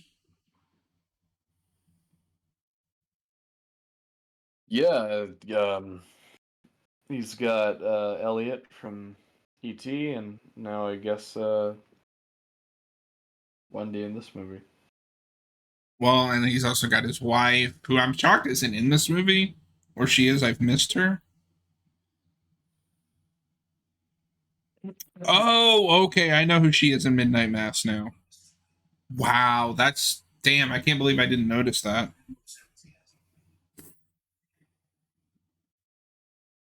Um, he's added Raul Cooley or whatever as a regular.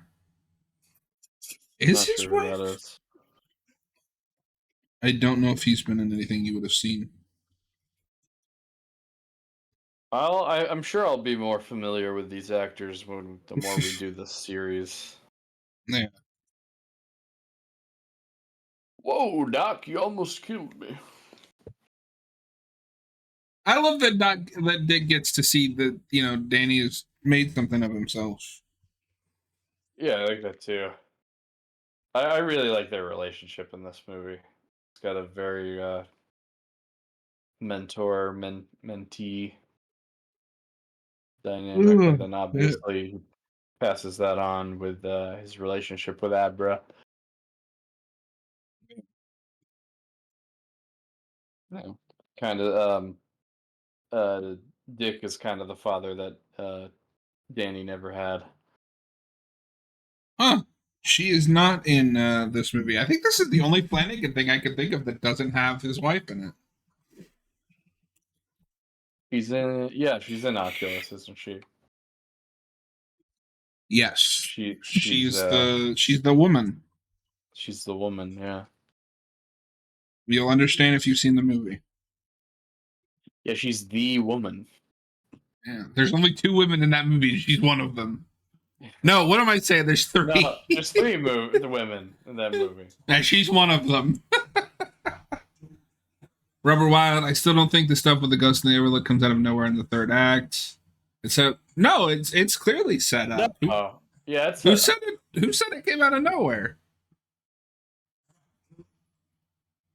It's set up. That's not the issue I have with the third act. Unless you prescribe to the fact that there was no ghost in The Shining, which then I think you need to rewatch The Shining.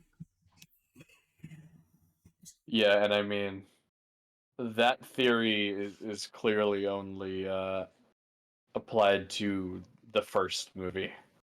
Because if you count this movie, then that theory is obviously wrong. And I think it's wrong anyway, but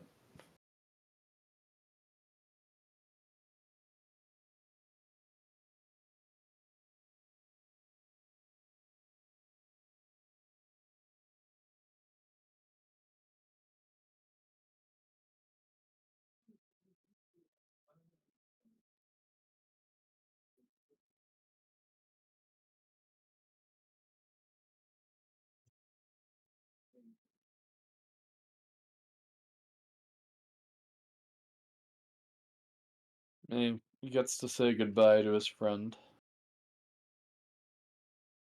Yeah, it's It's a good touching. scene. It's a touching scene, yeah. It's And I think shocking what we've happens when you put humanity into your movie.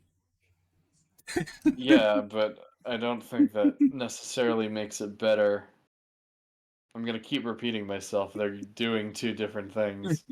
But then, I mean, as we've demonstrated, that does show the main difference between King and Kubrick. Yeah.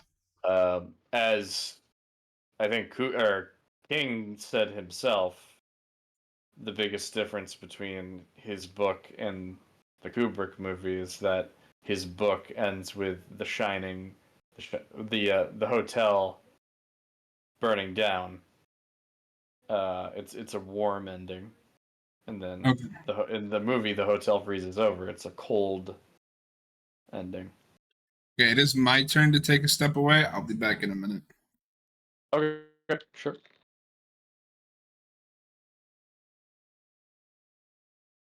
I don't really remember this scene. I think this might be an addition.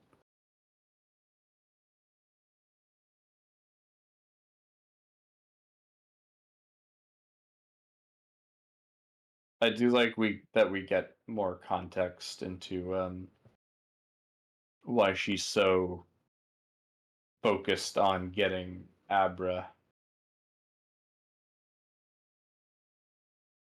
I think there is enough of it in the theatrical cut, but it is also fine to see more scenes dedicated to them explaining that. Robert, some people don't like this movie. Takes away some of the ambiguity from the first movie, but I think some ambiguity is left intact. The photo with Jack at the end. Yeah. And like I was saying earlier, I don't necessarily think it's a problem that this movie is less ambiguous than the original. Um, I see what people are saying a little bit, just because whether you like it or not, this is a sequel to that first movie. It's not just an adaptation of a book, but it's a different story, so it's got to be approached in a different way.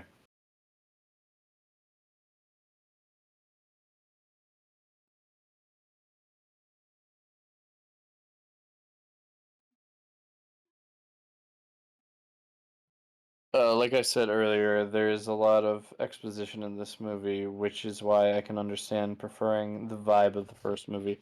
Yeah, and I think overall I do prefer the first movie just on an experience level. You're But wrong. I don't think it's a matter of right or wrong. I think it's a matter of personal taste. No. We're all free to have our opinions. No. Um, I do think this movie is really well crafted for what it's going for. No, like this movie is a miracle that it manages to be an adaptation of a book, which is a sequel to a book that's never been properly adapted, while also being a Yeah, sequel to a movie that is completely different thematically and yeah. making Stephen King happy. No, I think in lesser hands, this movie would have been a complete disaster. 'Cause there's so Yeah. many balls you have to juggle to make everybody happy. And ultimately, I don't think he did make everyone happy, but because this movie bombed and it's still got a lot of haters. But I don't know. I think it still works.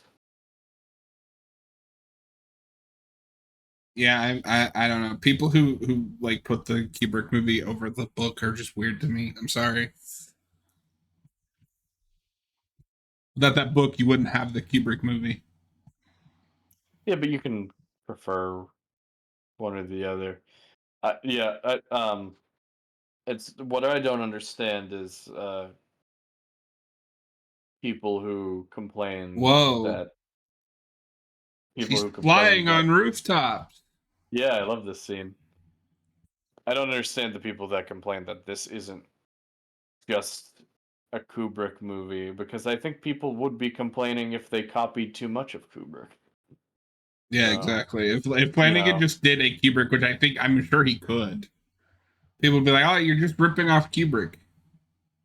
Yeah, and I wouldn't want that. I like that this feels more like his movie. Yeah.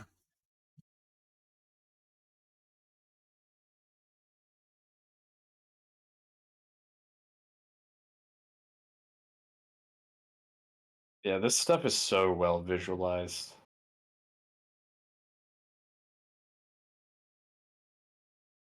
And later when we get to the Mind Palace, Robert Wilder. I'm it's kind of pretty shocked we cool. haven't mentioned Exorcist 3 yet. Another decades later sequel that rectifies some decisions of the first movie and does its own thing for most of it. Yeah, I think it's slightly different though And because yeah. The first Exorcist is adapting a book, but I have to imagine that's more in line with the book since the author was involved with that movie. That's an interesting comparison that I never really thought about. Yeah, I didn't even think about that.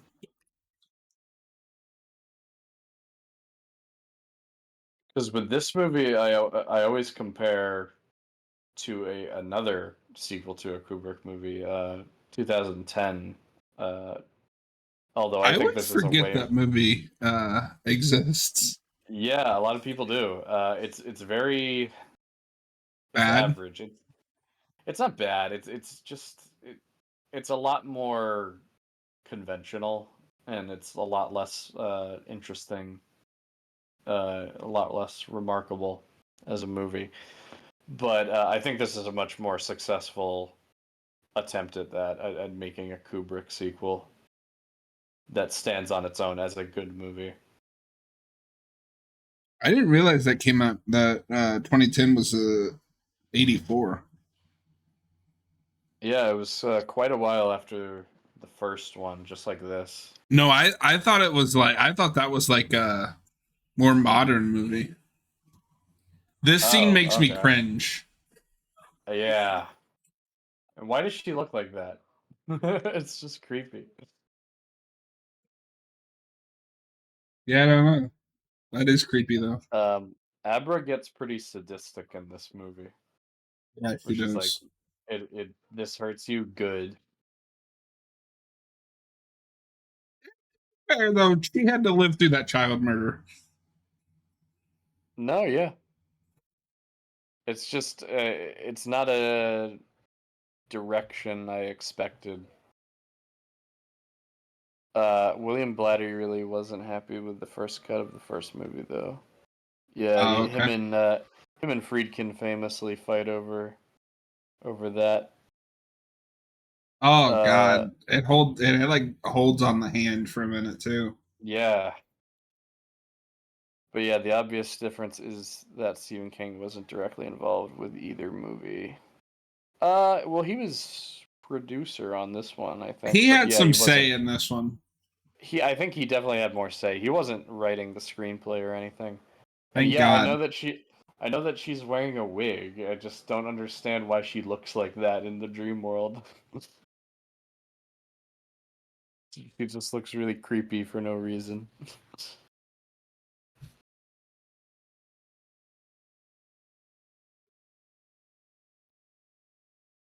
Then her hand gets fucked up in real life.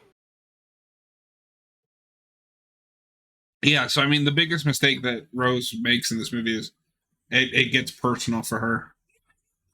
Like it's more of a Yeah. matter of pride at this point. Oh, he's in Midnight Mass too. That's where I recognize him from. Oh Sorry, well, there you go. I've seen more Flanagan out like since I've seen this last, and I'm like, wait a You know, minute, I know that guy. when in doubt, if you recognize an actor in this, they're probably just in another Flanagan thing. No, but it does make me happy in a way that like the kid from ET is still getting work. Yeah, it's cool. I And wonder he's whatever a good happened to actor. that third kid because obviously we know Drew Wha- Barrymore, I don't remember the other kid. Who's the older that? brother, because it's the older brother, the middle child Elliot, and then the little sister. Yeah. Yeah, I don't know. I've seen that movie like twice, so I wouldn't be able to recognize his face immediately.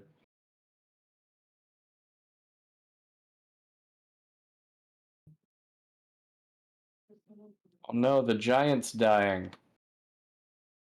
No, no, no, no. Wait, wait, wait, wait, wait. Don't kill the giant. Oh, Heather Langenkamp's going to be in his new movie. Oh. She was in that other show that he did, Midnight Club.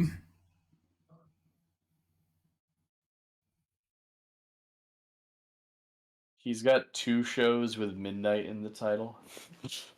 He does, and they came out I think they came out around like Midnight Mass came first, and then he did Midnight Club, and then that one got canceled because he left Netflix.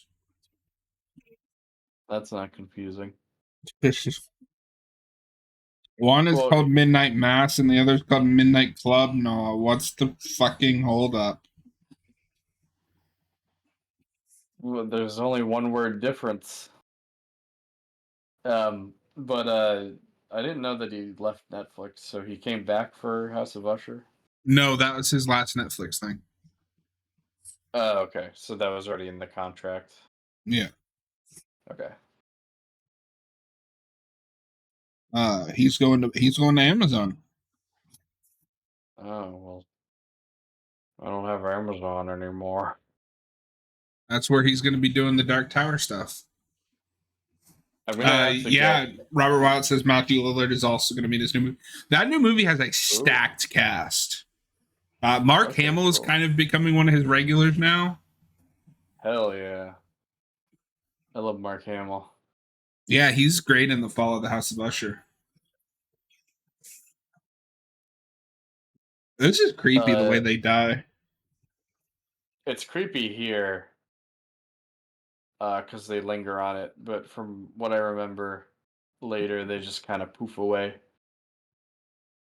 Yeah, I mean, I think it's the difference between being killed and starving to death. Yeah.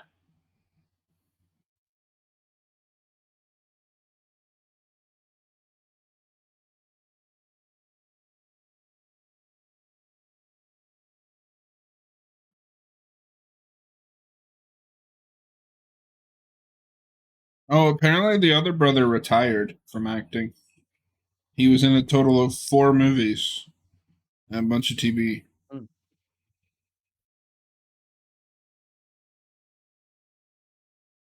So really, the only thing you've ever heard of is E.T. Danny's like, "Hey, you want to help me dig up this kid's dead body? It'll be fun." You have to trust me. You're my only friend. Help me with this thing. Robert Wild, this is a great scene that contrasts Rose with Danny. Yeah.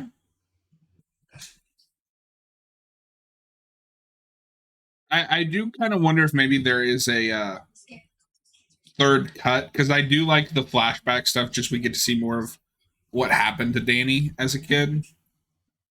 That's maybe more like 245 or Yeah. I don't know if this is a hot take, but so far I'm preferring the theatrical cut, honestly. I just think it's paced better.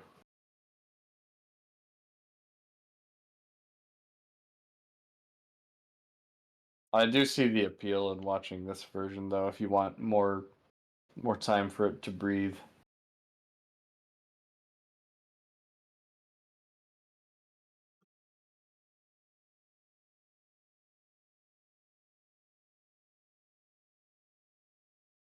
So far, every new scene I've seen isn't really completely necessary, but that's just me.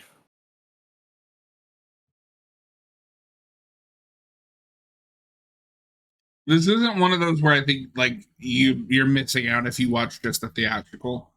But I think the more complete experience is this cut.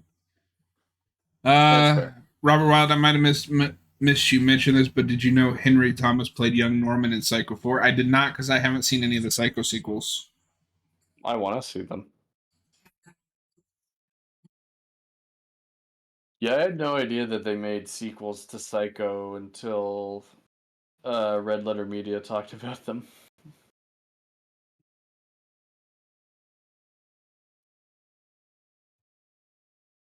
Because I was only familiar with the shot for shot remake. But those sequels sound really interesting, so maybe we can talk about them on the channel sometime. Okay, so I'm looking at some of the changes, and there are some things that I think are better, but it's mostly in the second half of the movie.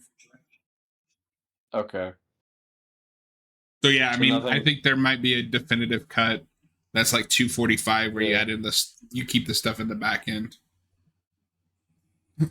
Robert Wild, Psycho 4 is one of the one with the obligatory flashbacks with Norman's origin, but it's still an okay movie. Okay. Maybe we'll And just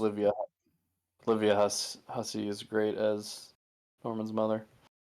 we've only covered the first one, so we definitely should do the sequels at some point. I also want to watch Bates Motel. Same. Bates Motel and Hannibal are like the two horror spin-off shows I gotta see. And I mean, Hannibal's not even really a spin-off, it's just a retelling. Yeah, I guess by spin-off I mean uh based on a franchise, connected to a franchise. Because Bates Motel, I guess, would also be a retelling of the origin stuff for Norman. Yeah, but I mean that's mostly a prequel. It doesn't really uh get to Psycho until I guess the last season. But like No, Hannibal is yeah, actively like I think season 3 is just straight up Red Dragon. no, I know, but what Robert said, it seems like they do prequel stuff in the fourth Psycho movie, so it's kind of a Okay. retelling of that. Psycho 2 is legitimately one of my favorite sequels of all time. 3 is a step down, but the direction by Anthony Perkins is great. Yeah, he directed that one, which is interesting.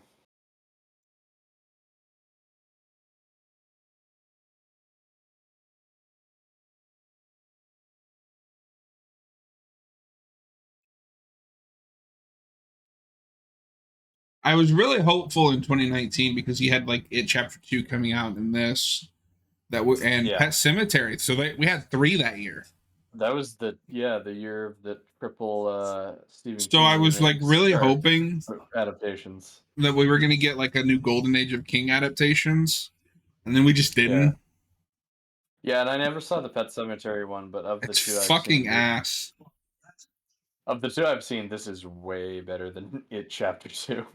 So you This is have Doctor Sleep is at the top. yeah, It Chapter 2 is kind of is in the middle, and then there's like a yeah. 50-pound pile of shit, and then the Pet Cemetery remake. Doesn't Austin like that one? He said it's okay. Okay. I found it really annoying. Yeah, it came and went. I've not seen the original, so I had no And then they did a motivation. shitty prequel for Paramount Plus. I forgot about that as well. Well, so if you're building the scene, what you're probably thinking is, "Oh my God, Danny killed this kid," and this is his weird way of confessing to it. Yeah. Would you?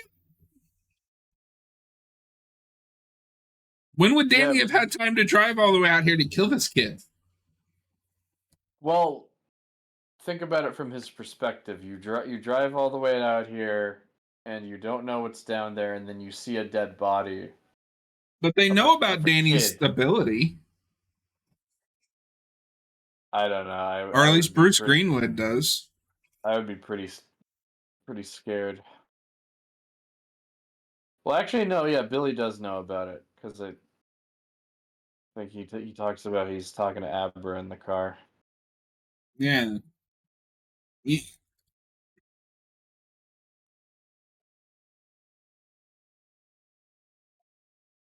I like that they have a normal reaction to finding a corpse, though. And a lot of movies, just like, But "Yep, there's a dead body." Oh, yeah, sure, no. Robert, play it off as you're half joking. Uh huh, sure. To be fair, you can't really read tone in text form sometimes, At all. That's why I unless you can never really. tell. That's why I can never tell if Austin's fucking with me or not, because it's usually through text. Well, I was gonna say unless you like know the person, and I think I'm at the point where I can tell with Austin when it's through text. It has to be really obvious. Yeah.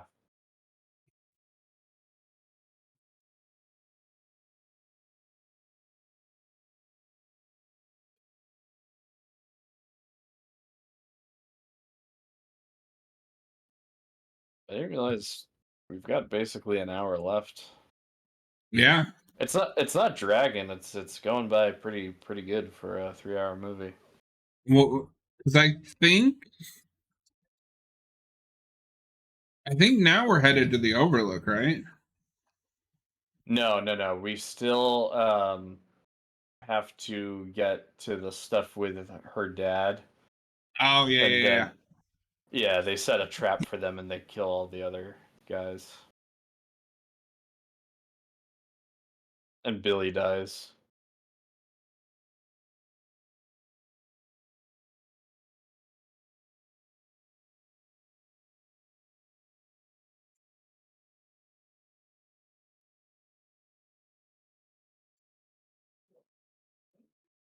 Oh, he's pissed.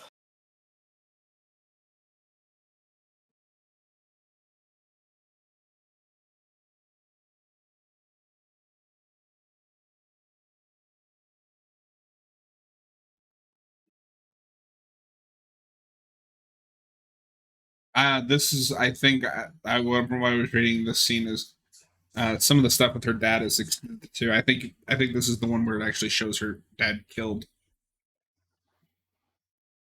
Oh, they show him die. Yeah. Oh, okay.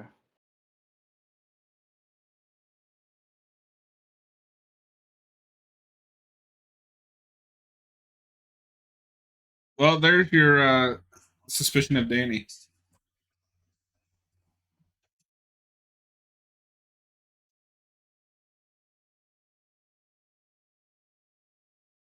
Heard that Billy doesn't die in the book, says Robert. Neither Okay. does Abra's dad. Flanagan's like, we gotta add more death. I think it makes more Uh, sense for there to be casualties. oh, this is not in the theatrical cut. This right here, Oh, where she like shows, because I think he gets all of that information when they're in the driveway in the theatrical cut. oh, okay.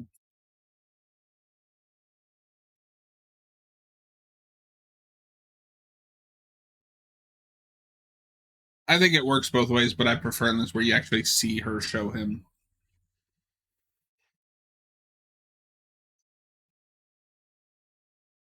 Yeah, this one's a little bit less rushed.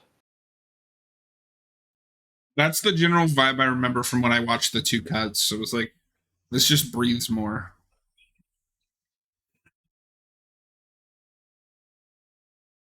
I also think this might have been better as like a Netflix miniseries. Yeah, I've heard some people say that. I don't necessarily need it to be. I think it works fine as I think it's still paced well as a movie. But maybe if you wanted that more extra context, it could have been better as a miniseries. Might be one of those things that's just like better in my head. But imagine if you just had an episode of the bar scene, Oh, and like that had more time to um, breathe. I don't know if that would last like 40 minutes or however long the episodes would be. But it would have to be a big chunk of one episode. And maybe not the whole episode, but like you gave that more time to. Yeah, it would have to be like the main thing in that it would have to be like the big scene in that episode.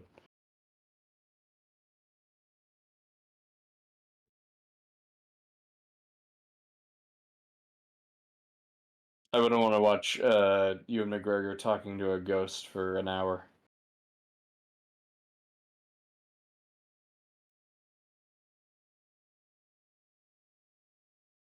I mean, I would watch just the whole movie of him talking to the ghost.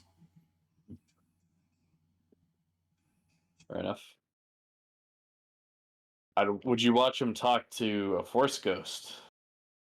What the fuck's a force ghost? Watch him talk to Qui-Gon. Oh, Qui-Gon Jinn. He's always drinking the gin.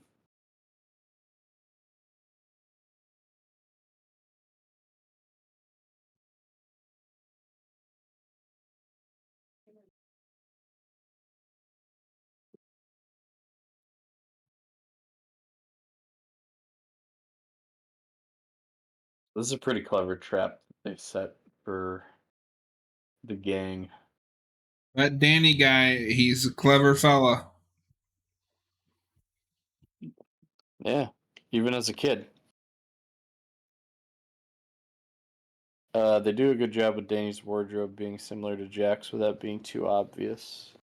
Yeah, I never really picked up on that, but I think you're right about that.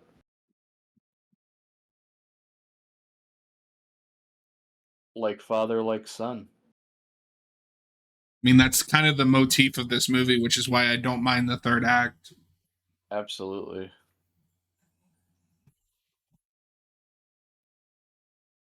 Although, if you No, really wanted yeah. to make me happy and maybe differentiate yourself a little bit more than from Kubrick, the third act is where you do the hammer or the mallet. Yeah, just don't have him limping like Jack Nicholson. But then you would have to rewrite that Rose and Danny fight. And how would you get to where the ghosts are Yeah. unleashed? You could still do that, just don't have him limp in the exact same way. So he couldn't Just limp after having his like leg torn open. John, it's done on purpose to replicate I that understand. I exact. understand that, but I'm saying if you don't want him to limp, you would have to rewrite that action scene. Not fully. And I didn't want to get into this debate until later, Well, but we'll save it for when we get there. yeah, Um, say bye bye to Snakebite Andy. I won't miss her. Is it because she's blonde? That's because she's It's because mean. she's blonde. Come on. Because she kills children. You fell for it.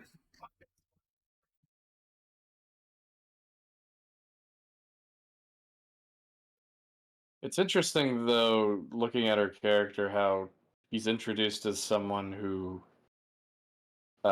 punishes predators, and then Becomes a she becomes a predator. she becomes a part of this gang that preys on kids. So it's like, what are your morals? I I don't think that understand. looks that goofy. It's just faster. I understand that they have to do this to live, but I it's mean, but also to be just fair, yes, she was picking on predators, but she's also robbing them blind. yeah. But So she doesn't to exactly have the highest morality even before. but that's not really my point. Like, it's fine. Like she's punishing the predator. I assume because they're predators, and then she herself becomes a predator. It's just inconsistent. Yeah.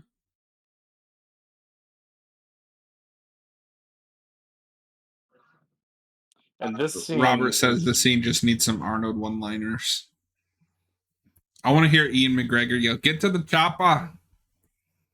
so I know that these people are evil, but this scene is kind of surprisingly brutal. Is it I mean, though? Like they shoot them. yeah, but they kind of revel in like you deserve to die, which is I'm surprised to see a sentiment come from the heroes of the movie. But I guess desperate times call for desperate measures. Yeah, I don't really feel bad for the child murderers though. Yeah, I mean, yeah, you're right. I'm not trying to say I feel bad for them. It's just surprising. No, yeah, for sure.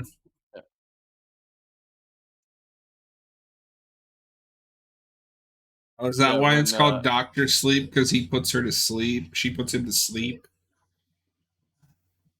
when all the vampires blow up, Danny should have been like, let off some steam.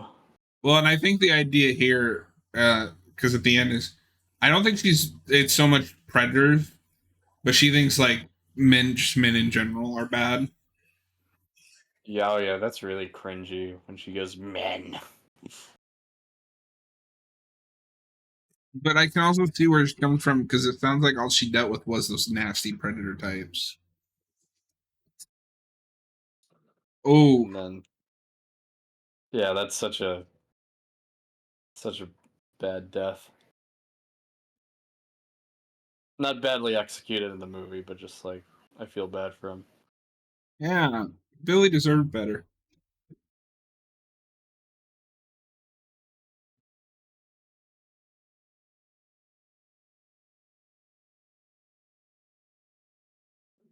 Yeah, like well, it's fun, just funny with the bad guys because at some point it's like, is it still worth it? At this point, there's two of you left.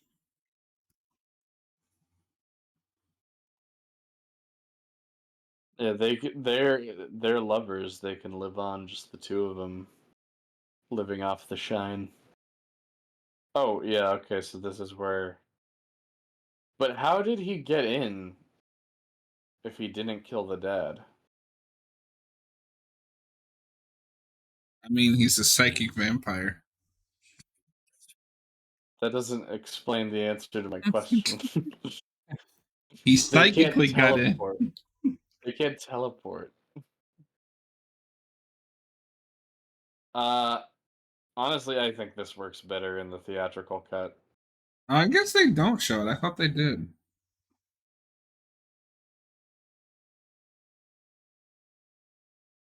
Oh yeah, now they're show. Okay. Yeah, it's a little pointless. It just makes more sense because in the theatrical cut, you assume that he killed him on the way inside, and then Abra didn't realize, obviously, because she was shining. But not a big deal.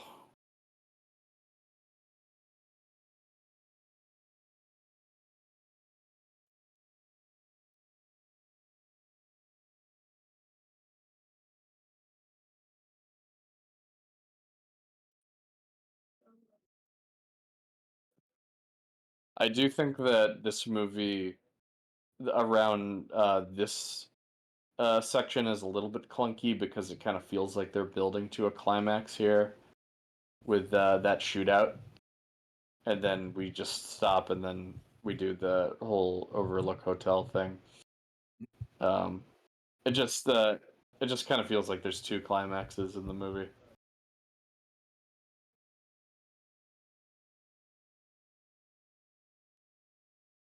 What is this? Lord of the Rings? No, it's not You're as right. good It's as Lord of better the than Lord of Rings. the Rings.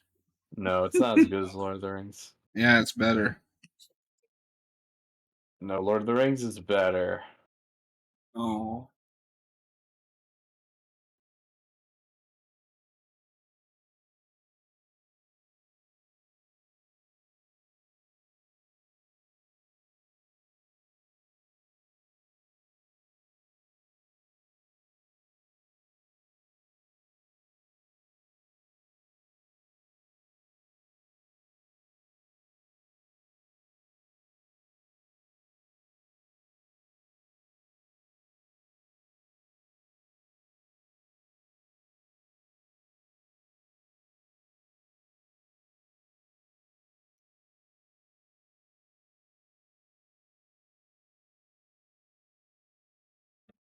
I like this scene right here where he almost relapses, but he's like, nah. Yeah. It's kind of the antithesis of that the first bar scene in The Shining where Jack is like in a bad place, and it does relapse, kind of. Yeah. It shows the difference between him and Danny. Danny is not his father. Yeah. Yeah, this movie looks great. Flanagan could just dial back his signature green color palette. But it's really I'm only fine in with this. It's only in this like this bedroom place. It's not like the entire movie's green. I mean, I notice it a little bit in other places, but it doesn't really bother me. I like how this movie looks. Yeah, I'm watching it in 4K. It looks amazing. Looks great, yeah.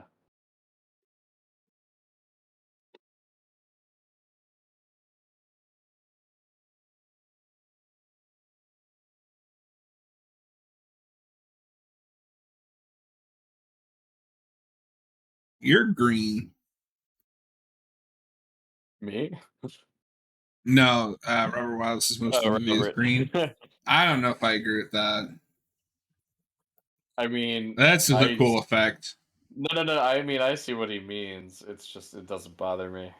Yeah, and that's a I like that he slides down. I like the idea here that just because she can't shine right now doesn't mean that it's like a And radio. He just needs to listen. yeah, what if in the scene he went? I used the Shining, so you just call me Doctor Sleep They call me Dr. Sleep. because I have the Shining. Rage Against the Machine music starts playing. I'd love that. I love Rage Against the Machine.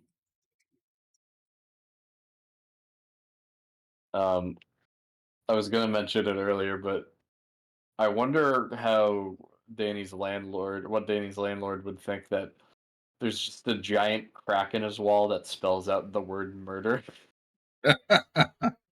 Like, should I be concerned here, Robert Wild, what are we? Some kind of Doctor Sleep? Yeah, or red rum? Red Rum.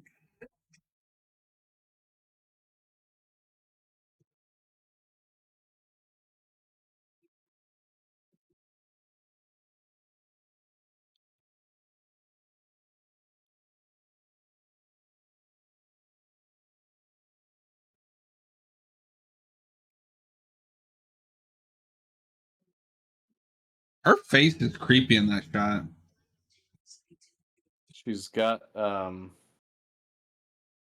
think her eyes are glowing a little bit. Yeah. I like that she plays it kind of unnatural, like because this is supposed to be Danny talking through her. Yeah. The line about her being hungover is kind of funny. No, this actress is really good.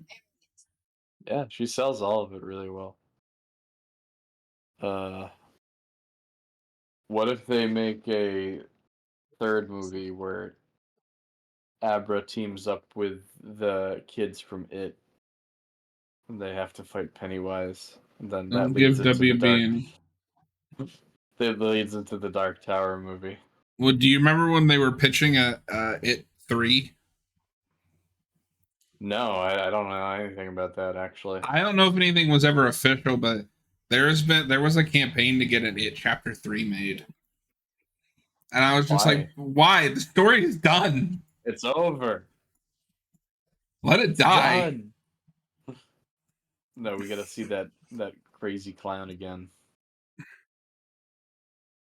I would play with the clown. The worst part of the It novel is the like entire chapters that are just I forget which one it is.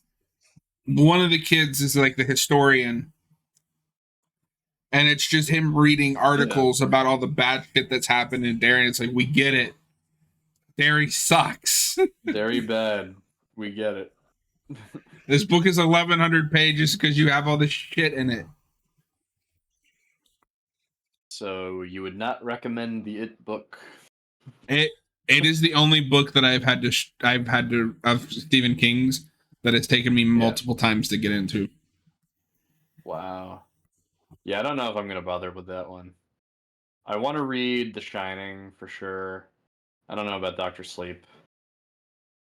Uh, Robert Wilde. They did film a lot of Pennywise backstory for Chapter 2 that was cut. Those deleted scenes aren't public.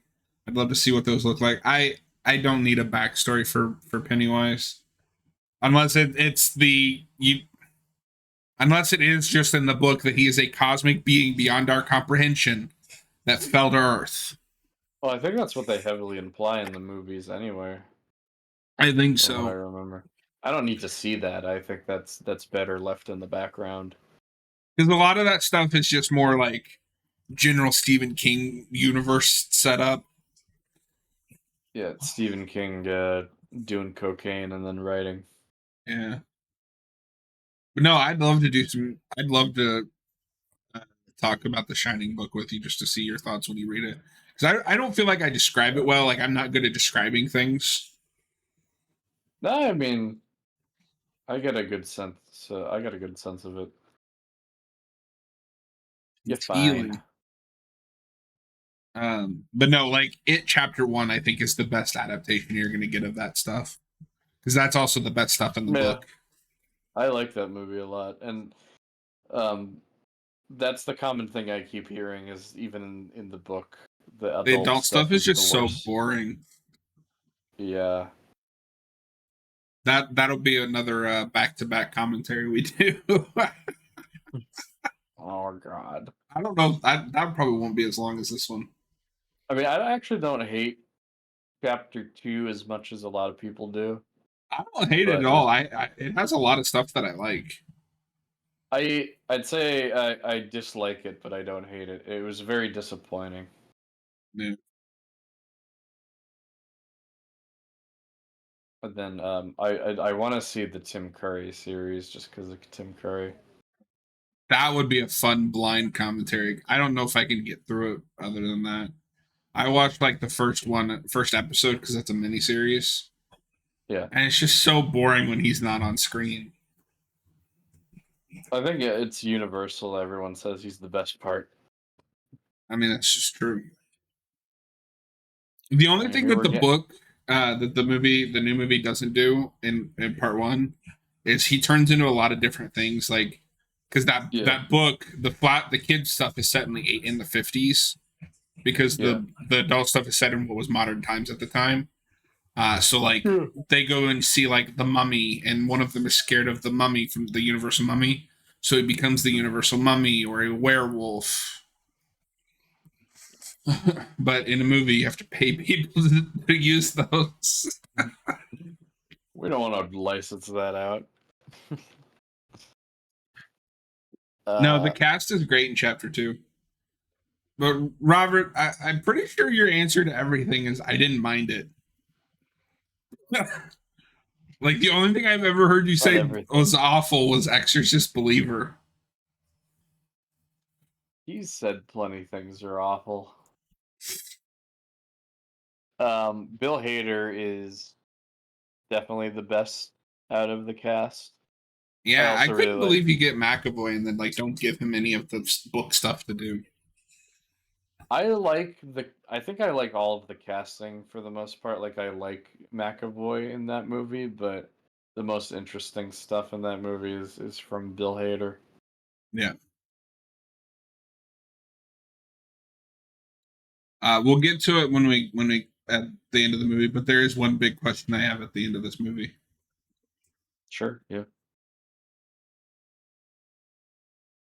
Is it how did she get back home? Yeah. That's what I thought about because she just called her mom. Remember getting gas? I I get gas. It's not a thing that's gone out of fashion. No, but do you I remember mean, when they had like gas stations that would pump it for you? um, in my state, we don't. Well, there's certain places that do that, but I never go there. I'm So I sorry, I always have pump it bad myself. memory. I forgot we've talked about Dark Fate. So yeah, the only two movies Robert hates are Terminator: Dark Fate and Exorcist Believer. I mean, that's what I'm gathering so far. Everything else he didn't mind.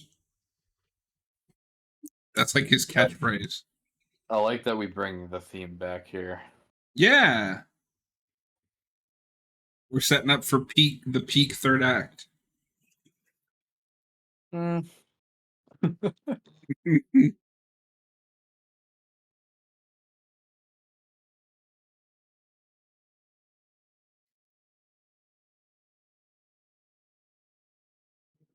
not snowing as badly as it did in the first one.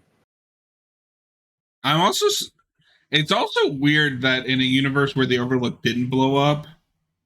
Well, okay, it's not that weird, but it's strange that this Overlook closed since we didn't get any of the history of like nobody can make this place work.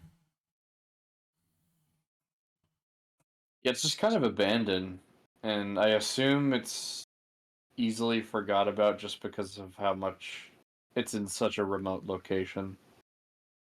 Like it's so Yeah. isolated from the rest of the world, so I guess people just abandoned it. But yeah, I think I would have liked more of an explanation about that, but they don't Well, really do because in that. the yeah, because like I said in the book, there's a whole background like it moves from owner to owner because nobody can like make it work, or because there's Yeah, always like mysterious deaths or uh it's mobsters taking it yeah. over. Because you'd Um, think that in between this time, more people would get hired as a caretaker, and the same thing would happen over and over. yeah, and the only reason Jack gets the job in the book is one of the board of directors is an AA buddy. Like they fell off the Yeah. wagon together and went back on the wagon together, and he gets him the job at the Overlook. And the Overlook is in the green for the first time in its history when Jack becomes the Mm. caretaker. So it's just strange to think that because they don't talk about any of that in the movie, that No. Yeah. in this universe with the Overlook staying still, it still became abandoned. Robert Watt, I didn't mind the Shining or Doctor Sleep hot take. I know, yeah, you and your Whoa. fucking hot takes. You didn't mind The Shining? It's more explicitly stated in this movie how the hotel is alive and he has to wake it up. Yeah, Uh, and I like that whereas it looks you like don't. this the Kubrick one, but older. Yeah, it's run down and worn out. Oh yeah, they even recreated the boiler room. Yeah, well, because they're gonna do the Shining book ending. Right. It's important.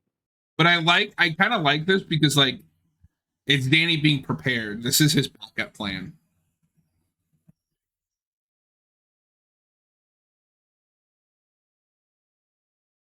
Just in case it goes wrong.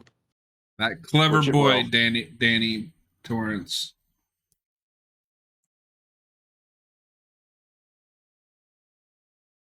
Yeah, and I think that I do give props to the people who worked on this movie and went through such a painstaking process in recreating all of these sets, Yeah. making it look worn. Like, that is something I have to commend. Job well done on that part.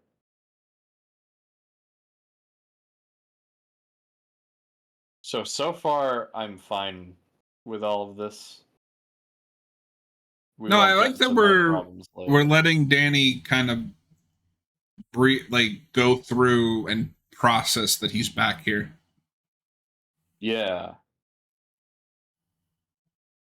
because I think a lot of the so-called nostalgia baity aspects of this are better when it's through the context of Danny's character and like his arc. Yeah, I mean, I'm like I said, even when the third act gets to the part that you're talking about, just give him the mallet. Make that makes it different enough, I think.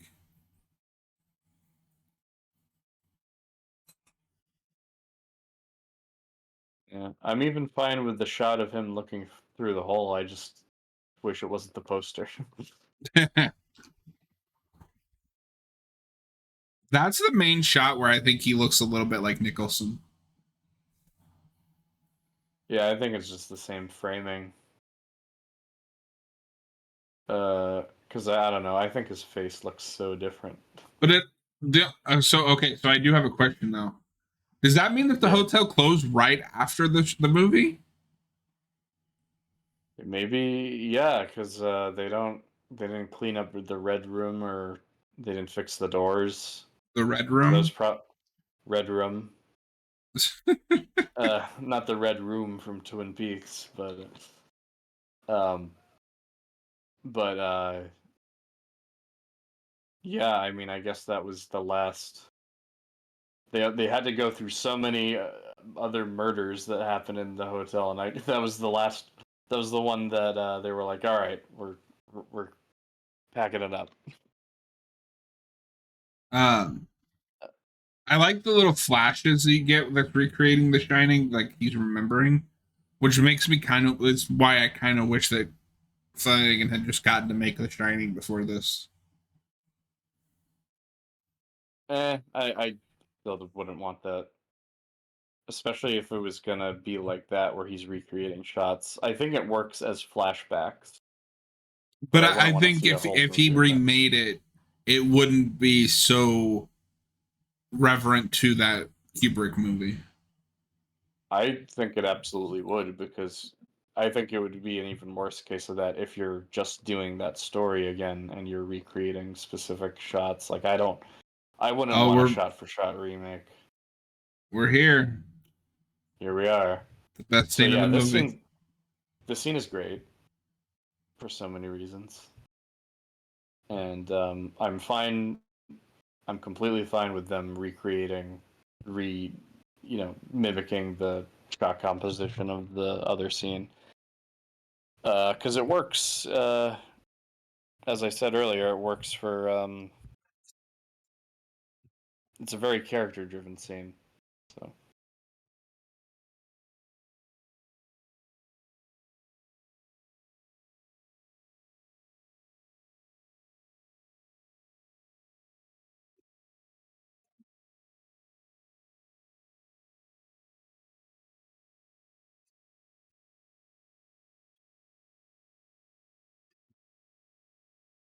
So this is probably Ewan's best scene in the movie.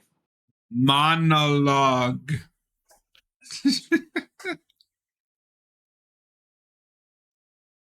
I think it's a little different. He lingers more on like the hand holding the glass. Kubrick's is much more on like a front shot of Jack. Yeah, no, that they add that, but this, this shot, and then when it goes like it cuts back and forth between him and Jack is straight out of the Kubrick movie. But I don't have a problem with it here. Robert Watt is the scene in the book. No, because you got to remember the Overlook isn't around in the Doctor Sleep book. They're at like the remains, and Jack does show up there, but it's just Jack. It's not Lloyd the Yeah. bartender because the Overlook doesn't exist. And I like this scene, because it is more consistent with this version of Jack from the first movie, Yeah. where I think they do hint that yeah, maybe there was some good at him, but I think they drive home that Jack was still a terrible father and a bad person to the core, and Danny's not gonna repeat his mistakes. Yeah. So they don't retcon that, but they still make Stephen King happy.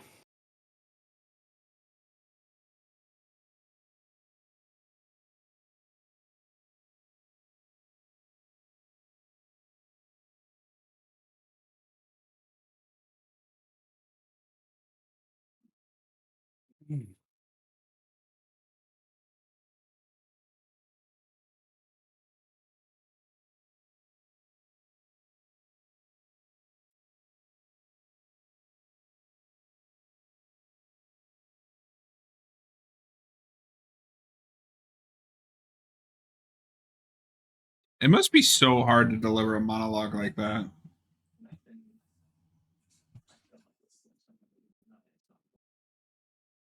Yeah, it's hard to. I imagine it's hard to memorize the whole thing, but I'm not an actor, so I don't know what that's like. Like it's cutting, but he's never stopping talking. Yeah. Well, they probably use one take of him of the audio of it, and then cut back and forth in between reactions. He's talking about Wendy's last moment last year's. Yeah.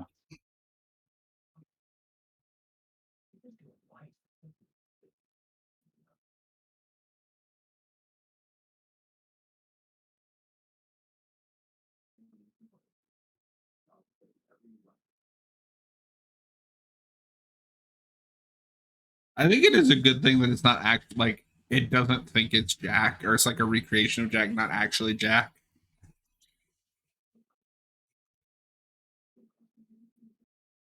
Yeah, I'd be fine either way if it was really him. Or... I always thought it was really him, just because at the end of that first movie, it's. I always thought that his soul was just absorbed into the hotel. I mean, I think it is, but like with Lloyd, I'm assuming that's somebody else who went through a similar thing. Yeah. But and Same with Grady. and it's interesting because it's a recreation of Jack. It's like trying to be Jack, but it's not. And so you get little mentions like, take your medicine. Yeah. Well, I think it's Jack, but he's not. He's just kind of playing his role, his new role. Yeah. But deep down, it is Jack. Because this is a very Jack, like trying to be Jack speech. Yeah. Man provides.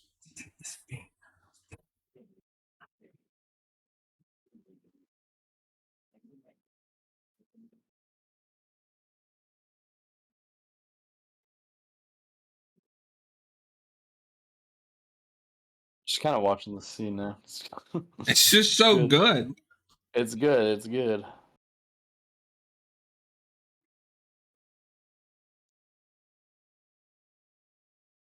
I think this is also Dan's come to Jesus moment that maybe his dad wasn't the good guy that he remembers. Because Yeah. as a kid, you have a very idolized view of your parents. Hmm. Then you grow up and you realize they're just as flawed as everybody else.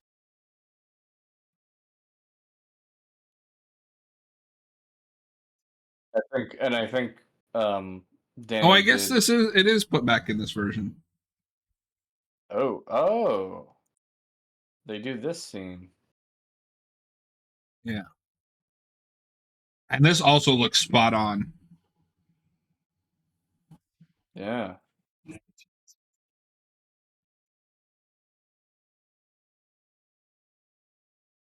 But yeah, I think Danny does. He did already realize that his dad is a bad person, but he's kind of confronted with it here. And I also like that the Overlook is still trying to like play to the script, but Danny's not playing along.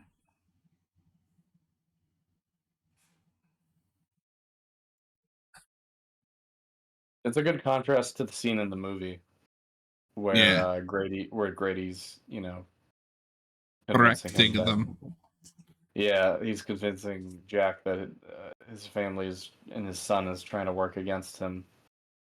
But in this, he's like, no, I know your game.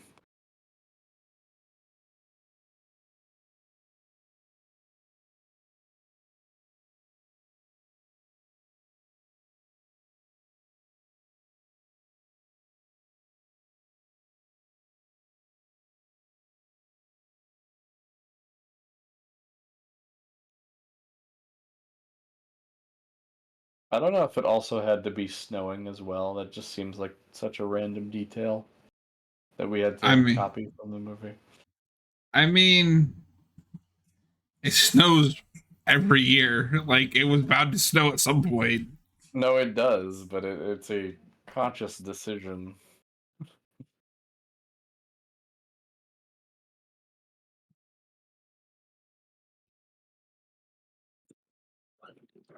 Just thought it was a kind of funny Yeah. detail.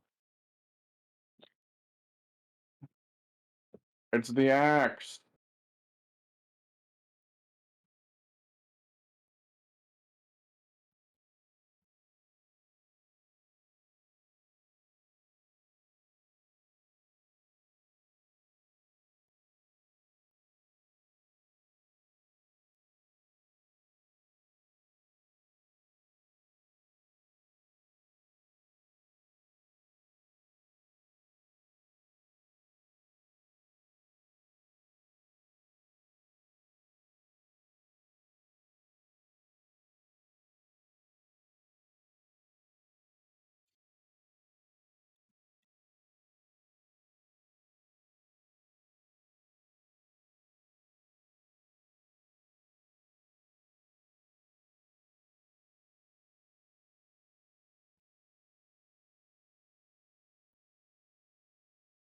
Alright, so here's where we get to the stuff that bothers me.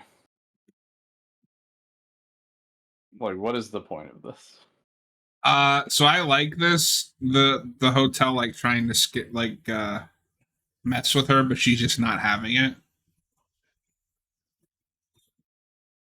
Does it have to be the exact same shot, though?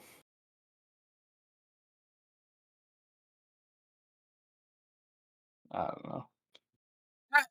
The hotel's old and weak. It only has so many tricks it can play now. The hotel's out of ideas.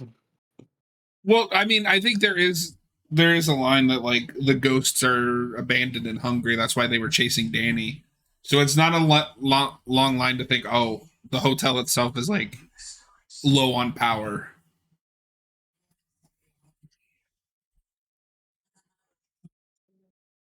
Can be low on power in a different way. I don't know. It's whatever. Jack's typewriter is even still there. That's weird. That is very strange. And stuff like that makes me wonder. Like, I think that's kind of where some of the things don't cross because how long was the Overlook open? Like, did they just leave? Did Great Olman never come back? I think they heard about the incident and they were like, all right, we're not going back there.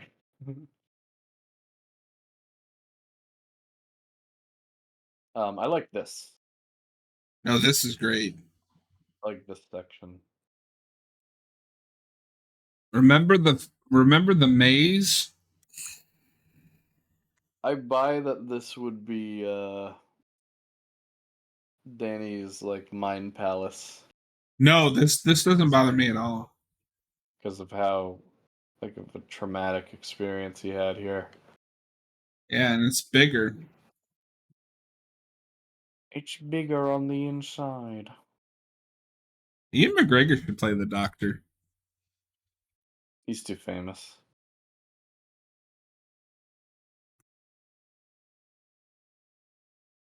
But he'd be good. Is he too famous?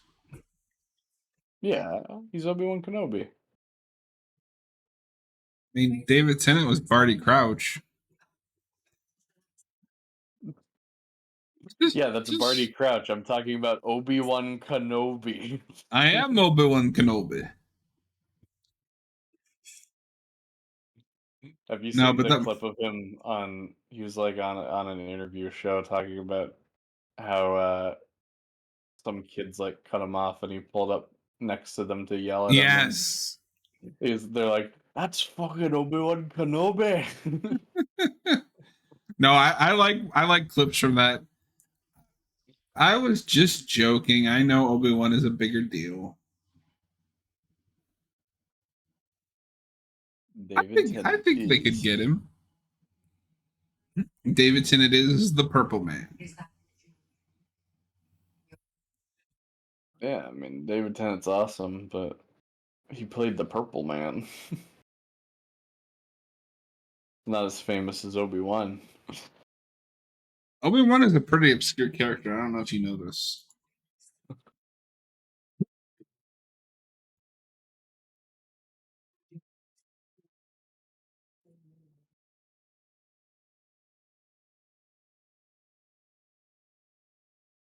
I don't know. It looks fine. Robert says some of the CGI backgrounds don't look great.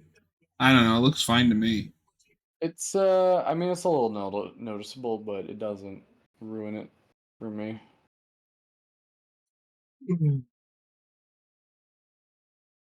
You can tell that they did not rebuild the maze.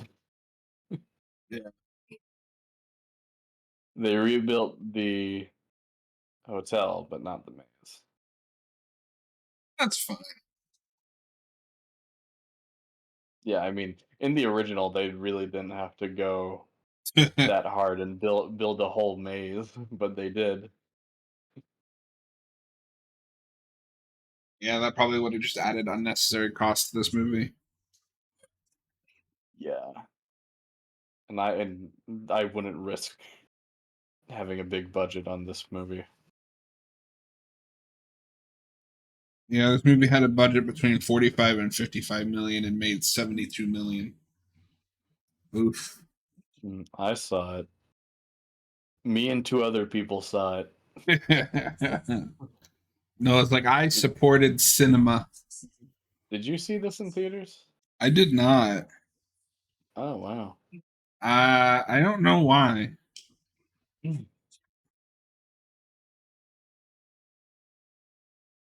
I think I was already kind of like sick of the theater at that point.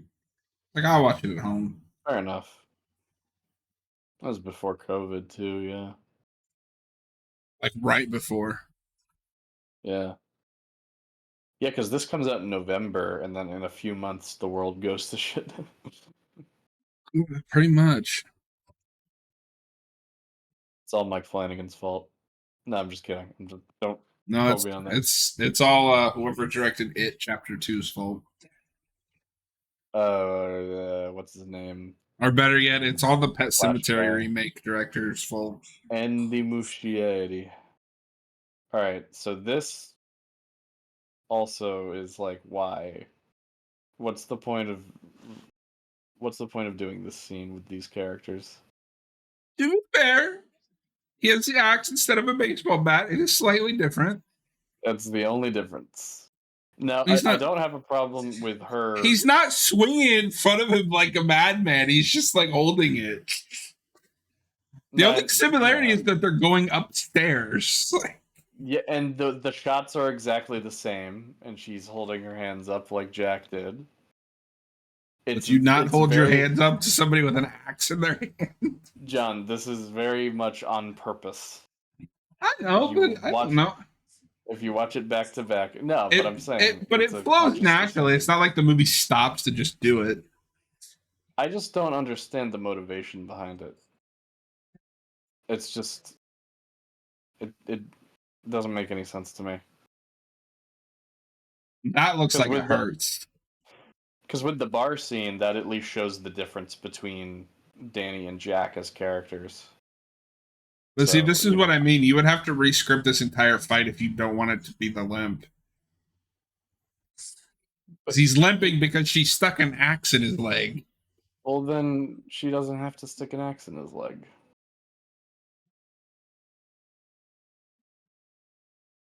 Um. Yeah, and so I think Yeah, there's a no, few you could. others. Robert Wild says it doesn't bother me, but you could cut the bit with the blood in the elevator and lose nothing. Yeah, no, you could cut that scene. Yeah. That feels more like But studio mandate. what I'm trying to say here is I don't really have a problem that with anything that's happening right now. Like plot wise, narrative wise. I'm fine with that. It's really all just like filmmaking things that I don't I know was if it's just not derailing the plot, just then I don't have a problem with it. yeah, but I care about more things than just plot. Um, but This is a yeah, smart so way to get more Shining flashbacks in. um, Sorry. So it's really only a few things that I would change. Uh, Especially since they did a recreation of it already as a flashback. What is And the point of doing that that scene? actress that plays Wendy is getting the baseball bat swing perfect. Yeah. And yeah, and I don't mind them doing the exact shots when they're flashbacks. I think that's fine. So it's really only a few things that I would change. This is horrifying. Yeah. Well, she gets a taste of her own medicine. Danny, get up and run. I know, run. I like that You there's wanted to not really a big difference between the ghosts of the Overlook and the True Knot. you wanted to watch for some reason. I guess.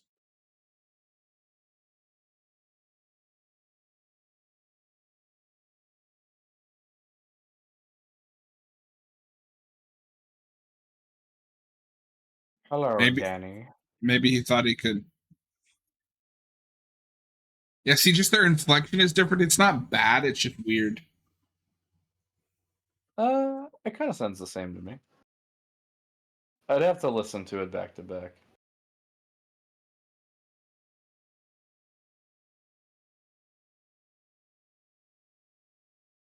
They put more emphasis on the Eva. Forever.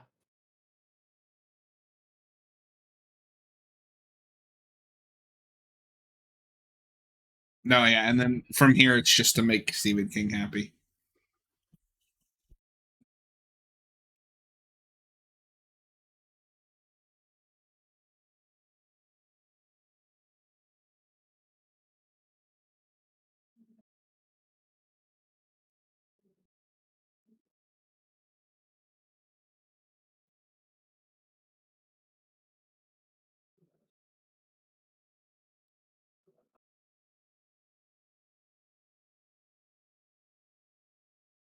He's Jack Torrance now. I like the tragic layer of that. Those like at the end, he still ends up in a way just like his father. Robert, Wild, Yeah, we but didn't need to see the twins down the hallway. We just saw them. Yeah, yeah, exactly. We also didn't need to see the party guy. Um, but like I said before, I actually really like the idea of them going to the hotel as the ending. Uh, it's really I just would have toned down some of the stuff. And like I said before, I have no problem with the actual story, the actual plot. that is also a creepy shot. Yeah, well, yeah. I don't need to see her naked body. No, but I really like how Abba isn't scared of or Abra isn't scared of any of this stuff. Well, bring back the guy in the bear suit, you cowards. No, but I'm glad they left that Yeah, out. that's the one guy they didn't bring back. I don't understand why. It's dumb. Doesn't even belong in that movie. Well, you can't pick and choose. If you're gonna bring back all of them, bring back all of them. Either do all of it or none of it.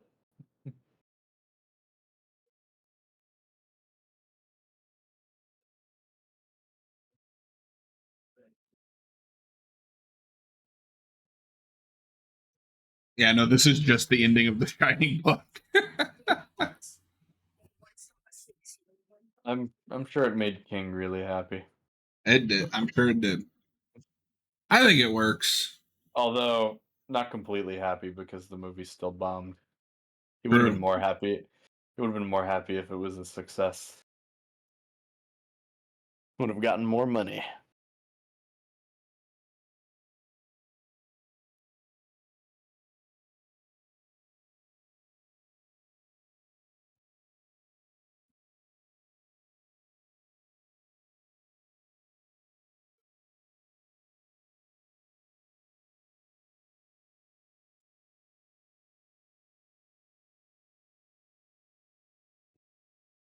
I was really upset the first time I watched this. I was like, "You killed Danny. Well, You can't do that."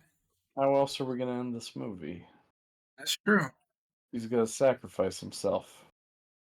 But I do think it is a legitimately sad sacrifice. Yeah. Like he redeems himself, but even with the redemption, he ends up just like his dad. Yeah. Well, it's kind of it's just the ending of the book where it's what happens with Jack. Yeah, the better ending. Mm.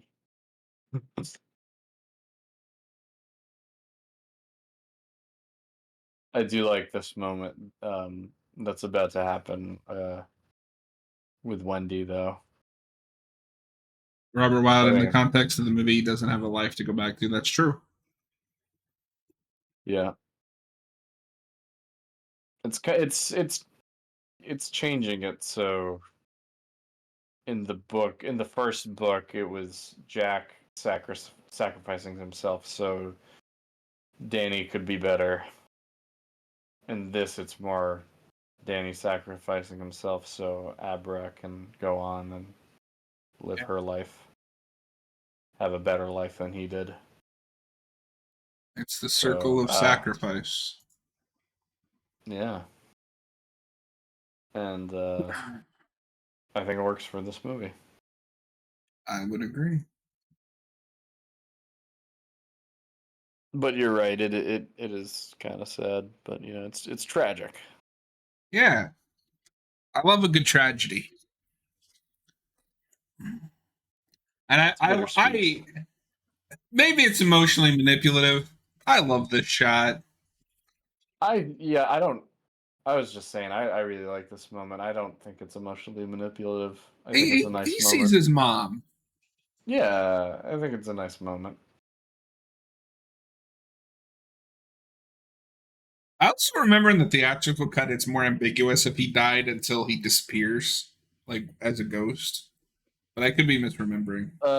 He. I mean, you see this, and then right at the end, you see him appear. You see Abra talking to him in her room. Oh, okay. Robert Wild, I like the movie is bittersweet. It isn't a total downer. Yeah. Yeah, whereas the first one was a total downer. This one's a little bit more uplifting. Maybe the first time I watched it, I just missed that scene of him and his mom. I don't know. Uh, we did it, Noah. 6 hours of movie. I gotta go to bed. No, we're gonna do another 6 hours. We still got 10 minutes. Yeah, like 8 minutes.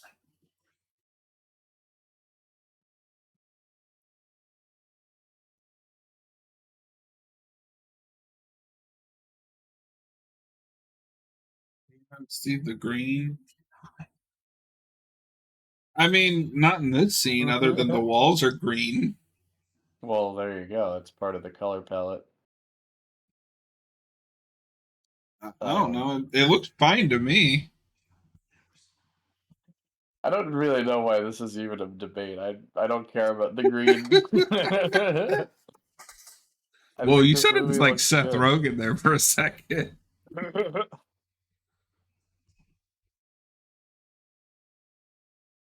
That girl really likes green. So does Mike Flanagan. She also likes llamas.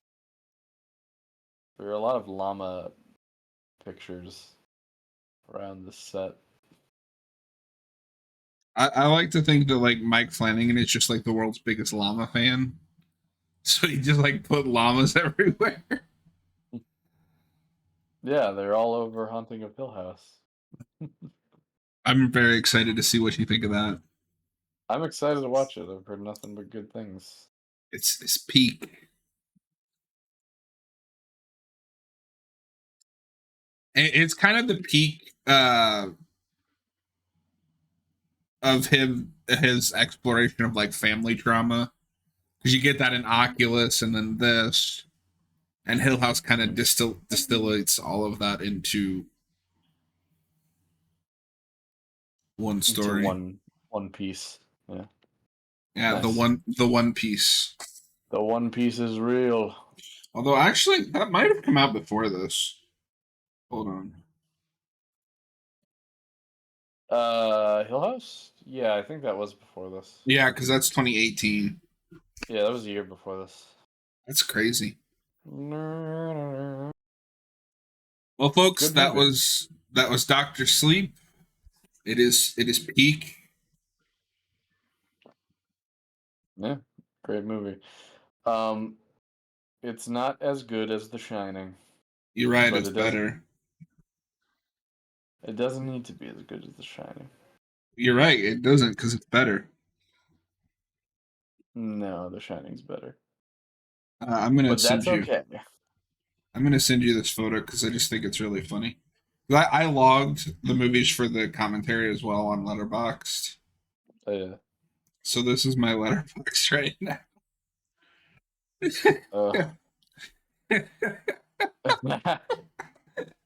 I watched the same movie, same two movies 2 times in a row. Did so you watch Doctor Sleep today?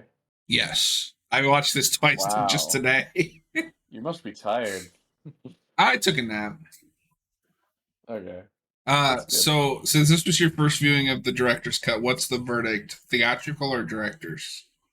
Uh, I think I'm still gonna go with theatrical, and I think that's probably an unpopular opinion. I don't think there's anything that necessary in this version.